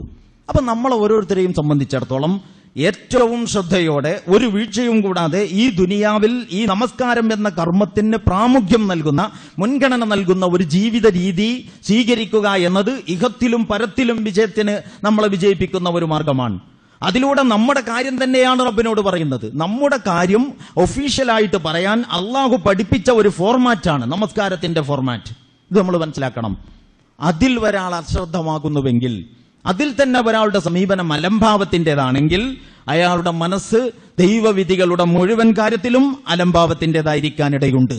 അതിൽ തന്നെ ഒരാൾ ഉഴപ്പുന്നവനാണെങ്കിൽ അയാൾ അള്ളാഹുവിന്റെ കൽപ്പനകളുടെ മുമ്പിൽ മുഴുവൻ ഉഴപ്പിശീലിച്ചവനാകാനേ ഇടയുള്ളൂ. ഇത് നമ്മൾ മനസ്സിലാക്കേണ്ടതാണ്. അതുകൊണ്ടാണ് ഞാൻ പറയുന്നത്, ആത്മസംസ്കരണം നേടണമെന്ന് ആഗ്രഹിക്കുന്ന ആളുകൾ അള്ളാഹുവിന്റെ വിളിക്കുത്തരം ചെയ്യണം, ഉത്തരം ചെയ്യാൻ ശ്രദ്ധിക്കണം. നിർബന്ധ ബാധ്യതകൾ നിറവേറ്റുന്നതിന് പ്രാമുഖ്യം നൽകണം. എന്നിട്ട് തുടർന്ന് ആ ഹദീസിന്റെ തന്നെ ബാക്കി, വലാ യസാലു യതഖറബു ഇലയ്യ ബിന്നവാഫിൽ, അങ്ങനെ അവര് ഐച്ഛിക കാര്യങ്ങൾ നിർവഹിച്ച് എന്നിലേക്ക് അടുത്തുകൊണ്ടേയിരിക്കും. അപ്പോൾ ഫർള് നിർവഹിച്ചാൽ അള്ളാഹുവിന്റെ ഇഷ്ടം നേടാം, അള്ളാഹുവിന്റെ തൃപ്തി നേടാം.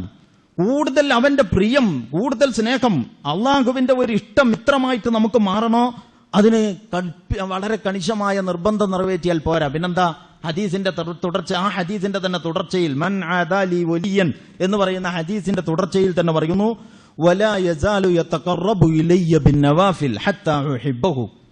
അങ്ങനെ അവര് ഐച്ഛിക കാര്യങ്ങൾ അങ്ങനെ നിർവഹിച്ചുകൊണ്ടേയിരിക്കും. അങ്ങനെ സുന്നത്തുകളുടെ ആ നിറവേറ്റലുകളിലൂടെ ഞാൻ അവർക്ക് പ്രിയപ്പെട്ടവനാകും. അങ്ങനെ ഞാൻ അവന്റെ സംസാരിക്കുന്ന നാവാകും, അവന്റെ കൈയാകും, കാലാകും എന്നൊക്കെ ഹദീസിലുണ്ട്. എന്ന് പറഞ്ഞാൽ അവന്റെ കരചരണങ്ങൾ എന്റെ ഇഷ്ടമനുസരിച്ച് മാത്രം പ്രവർത്തിക്കുന്ന അവസ്ഥയിലേക്ക് പോകും. അപ്പൊ ആത്മസംസ്കരണം നേടാനുള്ള രണ്ടാമത്തെ മാർഗം നിർബന്ധ ബാധ്യതകളും തുടർന്ന് ഐച്ഛികമായ കൽപ്പനകളും സാധ്യമാകുന്നിടത്തോളം നിറവേറ്റുക എന്നുള്ളതാണ്. ഈ നിർബന്ധം ഐച്ഛികം എന്ന് പറയുമ്പോൾ പള്ളിയിലെയും മതപരമായതുമായ കാര്യങ്ങൾ, ഫർള് പിന്നെ സുന്നത്ത് നിസ്കാരം എന്ന നിലക്ക് ചിന്തിക്കരുത്. അള്ളാഹു നിർബന്ധം എന്ന് കൽപ്പിച്ച ബാധ്യതകൾ എന്തൊക്കെയുണ്ടോ അതൊക്കെ അതിൽ നിർബന്ധമാണ്. അതിന് പുറമെ പുണ്യം എന്ന നിലക്ക് അള്ളാഹു സുബ്ഹാനഹു വ തആല എന്തൊക്കെ പഠിപ്പിച്ചിട്ടുണ്ടോ അതൊക്കെ അള്ളാഹുവിന്റെ സാമീപ്യം നേടാവുന്ന മാർഗമാണ്. ഉദാഹരണത്തിന് വഴിയിൽ നിന്ന് മാർഗ തടസ്സങ്ങൾ നീക്കം ചെയ്യൽ ഈമാനിന്റെ ഒരു ശാഖയാണ്. ഹദീസിലുണ്ട് ഈമാൻ 70 ചില്ലാനും ശാഖകളുണ്ട്. അൽ ഈമാനു ബിളുഉം വസബഊന വസിത്തൂന എന്നൊക്കെ ഉണ്ട്. 60-70 ചില്ലാനും ശാഖകളുണ്ട് ഈമാനിന്. അഫ്ളലുഹാ ഖൗലു ലാ ഇലാഹ ഇല്ലല്ലാഹ്, അതിലേറ്റവും ഉയർന്നത് ലാ ഇലാഹ ഇല്ലല്ലാഹ് എന്ന വചനമാണ്. വ അദ്നാഹാ ഇമാതത്തുൽ അദാ അനി തരീഖ്, അതിലേറ്റവും താഴ്ന്നത് വഴിയിൽ നിന്ന് മാർഗ തടസ്സങ്ങൾ നീക്കം ചെയ്യലാണ്. അപ്പൊ ഫർള് സുന്നത്ത് എന്ന് ചിന്തിക്കുമ്പോൾ അള്ളാഹുവും നമ്മളും തമ്മിലുള്ള നിർബന്ധങ്ങളിലെ ഫർള് സുന്നത്ത് എന്ന് പറഞ്ഞാൽ ഫർള് നിസ്കാരം, പിന്നെ ഫർള് നോമ്പ്, സുന്നത്ത് നിസ്കാരം, സുന്നത്ത് നോമ്പ്, ഇങ്ങനെ മാത്രം ചിന്തിക്കരുത്. അത് ഒരു ഇസ്ലാമികമായ ചിന്താരീതിയല്ല. പിന്നെയോ അള്ളാഹ് കുറെ സാമൂഹ്യ ബാധ്യതകളെ നിർബന്ധമാക്കിയിട്ടുണ്ട്. അള്ളാഹ് നമസ്കാരം നിർബന്ധമാക്കിയതുപോലെ മാതാപിതാക്കളോടുള്ള ഇഹ്സാൻ അള്ളാഹു നിർബന്ധമാക്കിയതാണ്. അങ്ങനെ സന്തുലിതമായിട്ട് ചിന്തിക്കണം. അതുകൊണ്ട് അള്ളാഹുവിന്റെ ഒരാൾ ചിലപ്പം പള്ളിയിൽ കയറി ഒരു 2 റക്അത്ത് സുന്നത്ത് നിസ്കരിച്ചിട്ട് ഒരൽപ്പം ഖുർആൻ ഓതാമെന്ന് തീരുമാനിച്ചു. അതൊരു പുണ്യകർമ്മമാണ്, കൂലി കിട്ടും അയാൾക്ക്. ആ സുന്നത്ത് നിസ്കാരത്തിന് കൂലിയുണ്ട്, ആ ഖുർആൻ പാരായണം രേഖപ്പെടുത്തപ്പെടും, നമുക്കൊക്കെ അറിയാം. അതേസമയം അയാളിപ്പോൾ പള്ളിയിലേക്ക് വരാതെ അയാൾ വിചാരിച്ചു ഇന്ന സ്ഥലത്തൊരു പ്രയാസപ്പെടുന്ന ഒരു സ്ത്രീയുണ്ട്, അവർക്ക് മരുന്ന് വാങ്ങാൻ പോയി, മക്കളൊന്നുമില്ല, എന്നാ ഇന്ന് പോയിട്ട് നമുക്ക് അവർക്ക് ഗുളിക മേടിച്ചു കൊടുക്കാം, അവരൊന്ന് കൊണ്ടുപോയി ആശുപത്രിയിൽ കാണിച്ചിട്ട് തിരിച്ചെത്തിക്കാം. ഇതും പുണ്യമാണ്. അസ്സായി അലൽ അർമലത്തി വൽ മസാകിൻ കൽ മുജാഹിദി ഫീ സബീലില്ലാഹ്, വിധവകളുടെയും ദരിദ്രരുടെയും കാര്യത്തിൽ ഇറങ്ങിപ്പുറപ്പെടുന്നവൻ അള്ളാഹുവിന്റെ മാർഗത്തിൽ ജിഹാദ് ചെയ്യുന്നവനെ പോലെയാണ്. അപ്പം മതപരമായിട്ട് മാത്രം നിർബന്ധം സുന്നത്ത് എന്നതിനെ കുറിച്ച് ചിന്തിക്കരുത്. ഇസ്ലാം ജീവിതത്തോളം വിശാലമാണ്. അള്ളാഹുവിന്റെ കൽപ്പനകൾ, അതിൽ ചില കൽപ്പനകൾ നിർബന്ധമായതാണ്. ആ കൽപ്പനകളിൽ ചിലത് മതപരമായതാണ്, ചിലത് സാമൂഹികമാണ്, ചിലത് കുടുംബപരമാണ്, ചിലത് രാഷ്ട്രീയമാണ്. എല്ലാത്തിലും അള്ളാഹുവിന്റെ നിർബന്ധ കൽപ്പനകളുണ്ട്. ആ കൽപ്പനകൾ നമ്മൾ മുറുകെ പിടിക്കണം. അതുപോലെ തന്നെ ജീവിതത്തോളം വിശാലമായ മേഖലകളിലൊക്കെയും ഐച്ഛികമായി നമുക്ക് ചെയ്യാവുന്ന പുണ്യങ്ങളുണ്ട്. അപ്പൊ നേരത്തെ പറഞ്ഞ തന്നെ തഹയ്യത്ത് നിസ്കാരവും പിന്നെ ഉള്ള ഖുർആൻ പാരായണവും പുണ്യമായതുപോലെ ഒരു പക്ഷേ അതിനേക്കാൾ വലിയ പുണ്യമാകുന്ന ആതുര ശുശ്രൂഷ മുതൽ പിന്നെ ജനസേവനത്തിന്റെ വലിയ മേഖലകളുണ്ട്. ഒരാൾക്ക് അതും തെരഞ്ഞെടുക്കാവുന്നതാണ്. അപ്പൊ പുണ്യത്തെക്കുറിച്ച് ചിന്തിച്ച് ആത്മസംസ്കരണത്തെക്കുറിച്ച് ആലോചിച്ച് മറ്റു പരിപാടികൾ നിർത്തി പള്ളിയിലും പ്രാർത്ഥനയിലും മുഴുകണം, അതാണ് ആത്മസംസ്കരണത്തിന്റെ വഴി എന്ന് തെറ്റിദ്ധരിക്കാതിരിക്കാനാണ് ഞാൻ ഇതിന്റെ കൂടെ ഈ വശം പറഞ്ഞിട്ടുള്ളത്. അല്ലാതെ ഇപ്പോൾ ഇതിന്റെ ഇടയിൽ കയറ്റി പറയാതെ തന്നെ അത് സ്വതന്ത്രമായി നമുക്ക് കൈകാര്യം ചെയ്യാവുന്നതാണ്. പക്ഷേ നമ്മളുടെ പുണ്യത്തെക്കുറിച്ചും നന്മയെക്കുറിച്ചുമുള്ള ചിന്താഗതി മതപരമായ പാരമ്പര്യ മതബോധത്തിലൂടെ ഉണ്ടായ ചിന്താഗതിയാണെങ്കിൽ അത് അപര്യാപ്തമാണ് എന്ന് ബോധ്യപ്പെടുത്താനാണ് അതേപറ്റി പറഞ്ഞിട്ടുള്ളത്. അപ്പൊ ഈ രണ്ടാമത്തെ കാര്യത്തെക്കുറിച്ച് നമ്മൾ ചിന്തിക്കണം. എന്ത്? നിർബന്ധ ബാധ്യതകൾ നിർവഹിക്കുക, അതിന്റെ കൂടെ ഐച്ഛികമായ കർമ്മങ്ങൾ സാധ്യമാകുന്നിടത്തോളം നിറവേറ്റുന്നവനാവുക. ആത്മസംസ്കരണത്തിന്റെ വഴികളിൽപ്പെട്ട പ്രധാനപ്പെട്ട മറ്റ് 2 വഴികളാണ് ദിക്റുകളും ദുആകളും. അതിനെപ്പറ്റിയൊക്കെ വിസ്തരിച്ച് ഒരുപാട് പറയാനുണ്ട്. ഇപ്പൊ അങ്ങനെ പറയാൻ ഞാൻ ഉദ്ദേശിക്കുന്നില്ല, അത് പിന്നീട് എപ്പോഴെങ്കിലും നമുക്ക് ചർച്ച ചെയ്യാം. ദിക്റുകളും ദുആകളും, സുന്നത്തിൽ സ്ഥിരപ്പെട്ട ദിക്റുകളും ദുആകളും. നമ്മുടെ ജീവിതത്തിന്റെ എല്ലാ ഘട്ടങ്ങളിലും പ്രാർത്ഥനകളുണ്ട്. നമ്മൾ ഉറങ്ങാൻ കിടക്കുന്നത് അള്ളാഹുവിനെ സ്മരിച്ചും അള്ളാഹുവിന്റെ പേരിലുമാണ്. ബിസ്മിക അല്ലാഹുമ്മ അമൂതു വ അഹ്യ എന്ന് പറഞ്ഞുകൊണ്ടാണ്. അല്ലെങ്കിൽ ബിസ്മിക റബ്ബി വളഅതു ജംബി വബിക റഫഉഹു ഇൻ അംസക്ത നഫ്സി ഫർഹംഹാ വഇൻ അർസൽതഹാ ഫഹ്ഫദ്ഹാ. അങ്ങനെ പ്രാർത്ഥന ഉണ്ട്. അപ്പൊ നമ്മൾ ഈ പ്രാർത്ഥനകൾ അറിയുന്നവർ ഇത് ശീലമാക്കണം. അറിയാത്ത ആളുകൾ ഈ പ്രാർത്ഥനകൾ പല റിപ്പോർട്ടുകൾ വന്നിട്ടുണ്ട്. അതിലെ ലളിതമായത് സാമാന്യം ചെറുത് പഠിച്ചാൽ മതി പ്രയാസമുള്ളവർ. ഉദാഹരണത്തിന് ഉറങ്ങാൻ പോകുമ്പോൾ ബിസ്മിക അല്ലാഹുമ്മ അമൂതു വ അഹ്യ വളരെ ചെറുതാണ്. ഒരിക്കൽ പഠിച്ചാൽ പിന്നെ ജീവിതകാലം മുഴുവൻ അതാണ്. മൂത്രപ്പുരയിലേക്ക് അങ്ങോട്ട് കടക്കുമ്പോൾ ഇങ്ങോട്ട് പുറത്തിറങ്ങുമ്പോൾ ഇതൊക്കെ ആർക്കും വേണ്ടാത്ത ഈ സാധനം പുറത്ത് കളയാതെ പോകാത്തൊരവസ്ഥ വന്നിട്ട് ഇത് പുറത്ത് കളയാൻ പൈസ ചെലവാക്കി നോക്കിയാൽ നമുക്കതിന്റെ വില മനസ്സിലാവും. അള്ളാഹു നമുക്ക് ചെയ്തു തന്ന നിഅമത്ത് വളരെ വലുതാണ്. അള്ളാഹു നമുക്ക് ചെയ്തു തന്ന നിഅമത്തിനെ നമ്മൾ എങ്ങനെ എണ്ണിയാലും നമുക്കൊരിക്കലും അതിനെ തിട്ടപ്പെടുത്താൻ കഴിയില്ല. എത്ര വില മതിച്ചാലും നമുക്കൊരിക്കലും അതിന് വിലയിട്ട് സംതൃപ്തി അടയാനും കഴിയില്ല. അത്രയും വലുതാണ്. അതിന് ശുക്ർ കാണിക്കുന്നവരാകണം നമ്മൾ. അതുകൊണ്ട് ദിക്റുകളും ദുആകളും സുന്നത്തിൽ സ്ഥിരപ്പെട്ട പ്രാർത്ഥനകളുണ്ട്. ജീവിതത്തിന്റെ എല്ലാ ഘട്ടങ്ങളിലും പ്രാർത്ഥനകളുണ്ട്. ഭക്ഷണം കഴിക്കുന്നതിന് മുമ്പ്, ഭക്ഷണം കഴിച്ചതിന് ശേഷം, അങ്ങനെ ഇത് ശീലമാക്കിയാൽ നമ്മളും അല്ലാഹുവും തമ്മിലുള്ള ബന്ധം ഇപ്പോൾ ഉള്ളതിനേക്കാൾ കൂടുതൽ സമീപസ്ഥമായി തീരുന്നതായി നമുക്ക് തന്നെ സ്വയം അനുഭവപ്പെടും. എപ്പോഴും നമ്മുടെ മനസ്സ് അള്ളാഹുവിനെ കൊണ്ടുള്ള ഓർമ്മ കൊണ്ട് അങ്ങനെ പച്ച പിടിച്ചു നിൽക്കും. അങ്ങനെ നിർത്തേണ്ടത് ആവശ്യമാണ്. അതുപോലെ തന്നെയാണ് ദിക്ർ. ദിക്ർ എന്ന് പറഞ്ഞാൽ നമ്മളും അള്ളാഹുവും തമ്മിലുള്ള സ്വകാര്യ ഇടപാടാണ്. അത് ബഹളം ഉണ്ടാക്കേണ്ട ഒരു സംഗതിയല്ല. സൂറത്തുൽ അറാഫിന്റെ അവസാനത്തിലെ ഒരൊറ്റ ആയത്ത് ശ്രദ്ധയിൽപ്പെടുത്തിക്കൊണ്ട് ഞാൻ ഈ ഖുത്ബ നിർത്തുകയാണ് ഇന്ന്. ഉദ്കുർ റബ്ബക ഫീ നഫ്സിക തളറുഅൻ വഖീഫതൻ വദൂനൽ ജഹ്രി മിനൽ ഖൗലി ബിൽ ഗുദുവി വൽ ആസാൽ വലാ തകും മിനൽ ഗാഫിലീൻ. ഉദ്കുർ റബ്ബക, അല്ലാഹു പറയാണ് ഉദ്കുർ റബ്ബക, നീ നിന്റെ റബ്ബിനെ സ്മരിക്കണം. ഉദ്കുർ റബ്ബക ഫീ നഫ്സിക, നിന്റെ മനസ്സിൽ, തളറുഅൻ വഖീഫതൻ, ഭയത്തോടും ഭക്തിയോടും കൂടി, വദൂനൽ ജഹ്രി മിനൽ ഖൗൽ, വാക്കുകൾ ഉറക്കയാക്കാതെയും. നോക്കണം, വദ്കുർ റബ്ബക ഫീ നഫ്സിക, നിന്റെ നാഥനെ നീ നിന്റെ മനസ്സിൽ സ്മരിക്കണം എന്ന് പറഞ്ഞിട്ട്, അങ്ങനെ പറഞ്ഞാൽ തന്നെ ശരിക്കും മനസ്സിലാവും. മനസ്സിൽ സ്മരിക്കണം എന്ന് പറഞ്ഞാൽ ഒച്ചക്ക് ഉറക്കം പറയണ്ട എന്നാണ് എന്ന് അതിൽ നിന്ന് തന്നെ മനസ്സിലാക്കാം. പക്ഷേ അള്ളാഹുവിനറിയാം ഇത് അങ്ങനെയൊന്നും മനസ്സിലാവൂല.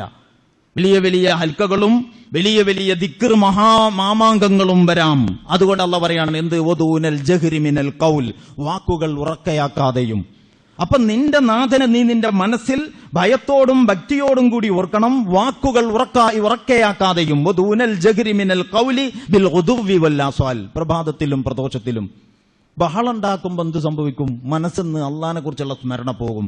പിന്നെ ആ തൊണ്ടയിലെ മോളോട്ടുള്ള ആ ചലനം മാത്രമേ ഉണ്ടാവൂ. അതുകൊണ്ട് വലാ തകും മിനൽ ഗാഫിലീൻ, അശ്രദ്ധരിൽ നിങ്ങൾ പെട്ടുപോകരുത്.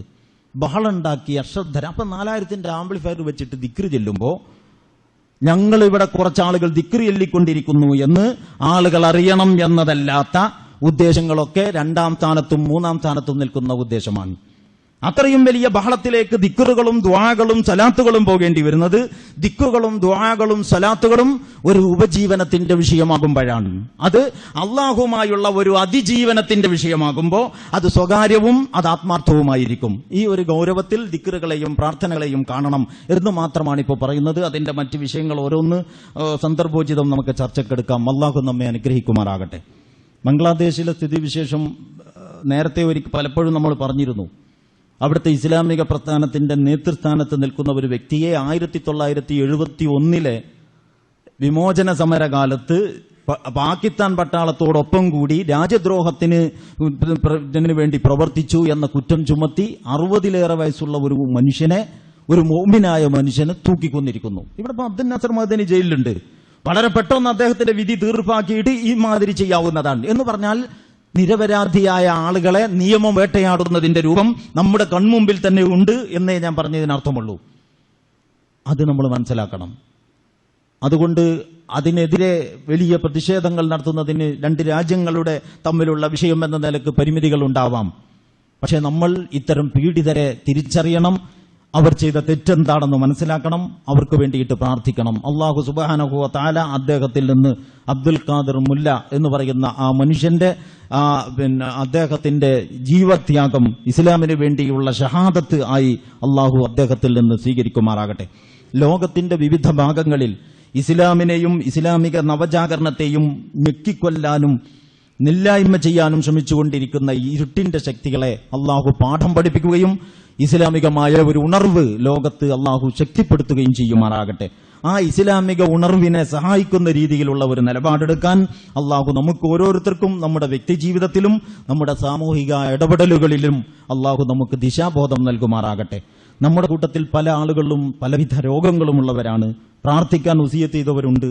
വിഷമങ്ങളും ബുദ്ധിമുട്ടുകളും ഉള്ളവരുണ്ട്. അപകടങ്ങളിലും മറ്റും പെട്ട് ചികിത്സയിൽ അങ്ങനെ ആശ്വാസം കണ്ടെത്തിക്കൊണ്ടിരിക്കുന്നവരുണ്ട്. അള്ളാഹു ബുദ്ധിമുട്ടുന്ന എല്ലാ സഹോദരന്മാർക്കും സഹോദരികൾക്കും ആശ്വാസം നൽകുമാറാകട്ടെ. മാരക രോഗങ്ങളിൽ നിന്നും ഗുരുതരമായ പരീക്ഷണങ്ങളിൽ നിന്നും ഭവിഷ്യത്തുകളിൽ നിന്നും അള്ളാഹു സുബ്ഹാനഹു വ തആല നമ്മെ എല്ലാവരെയും കാത്തുരക്ഷിക്കുമാറാകട്ടെ.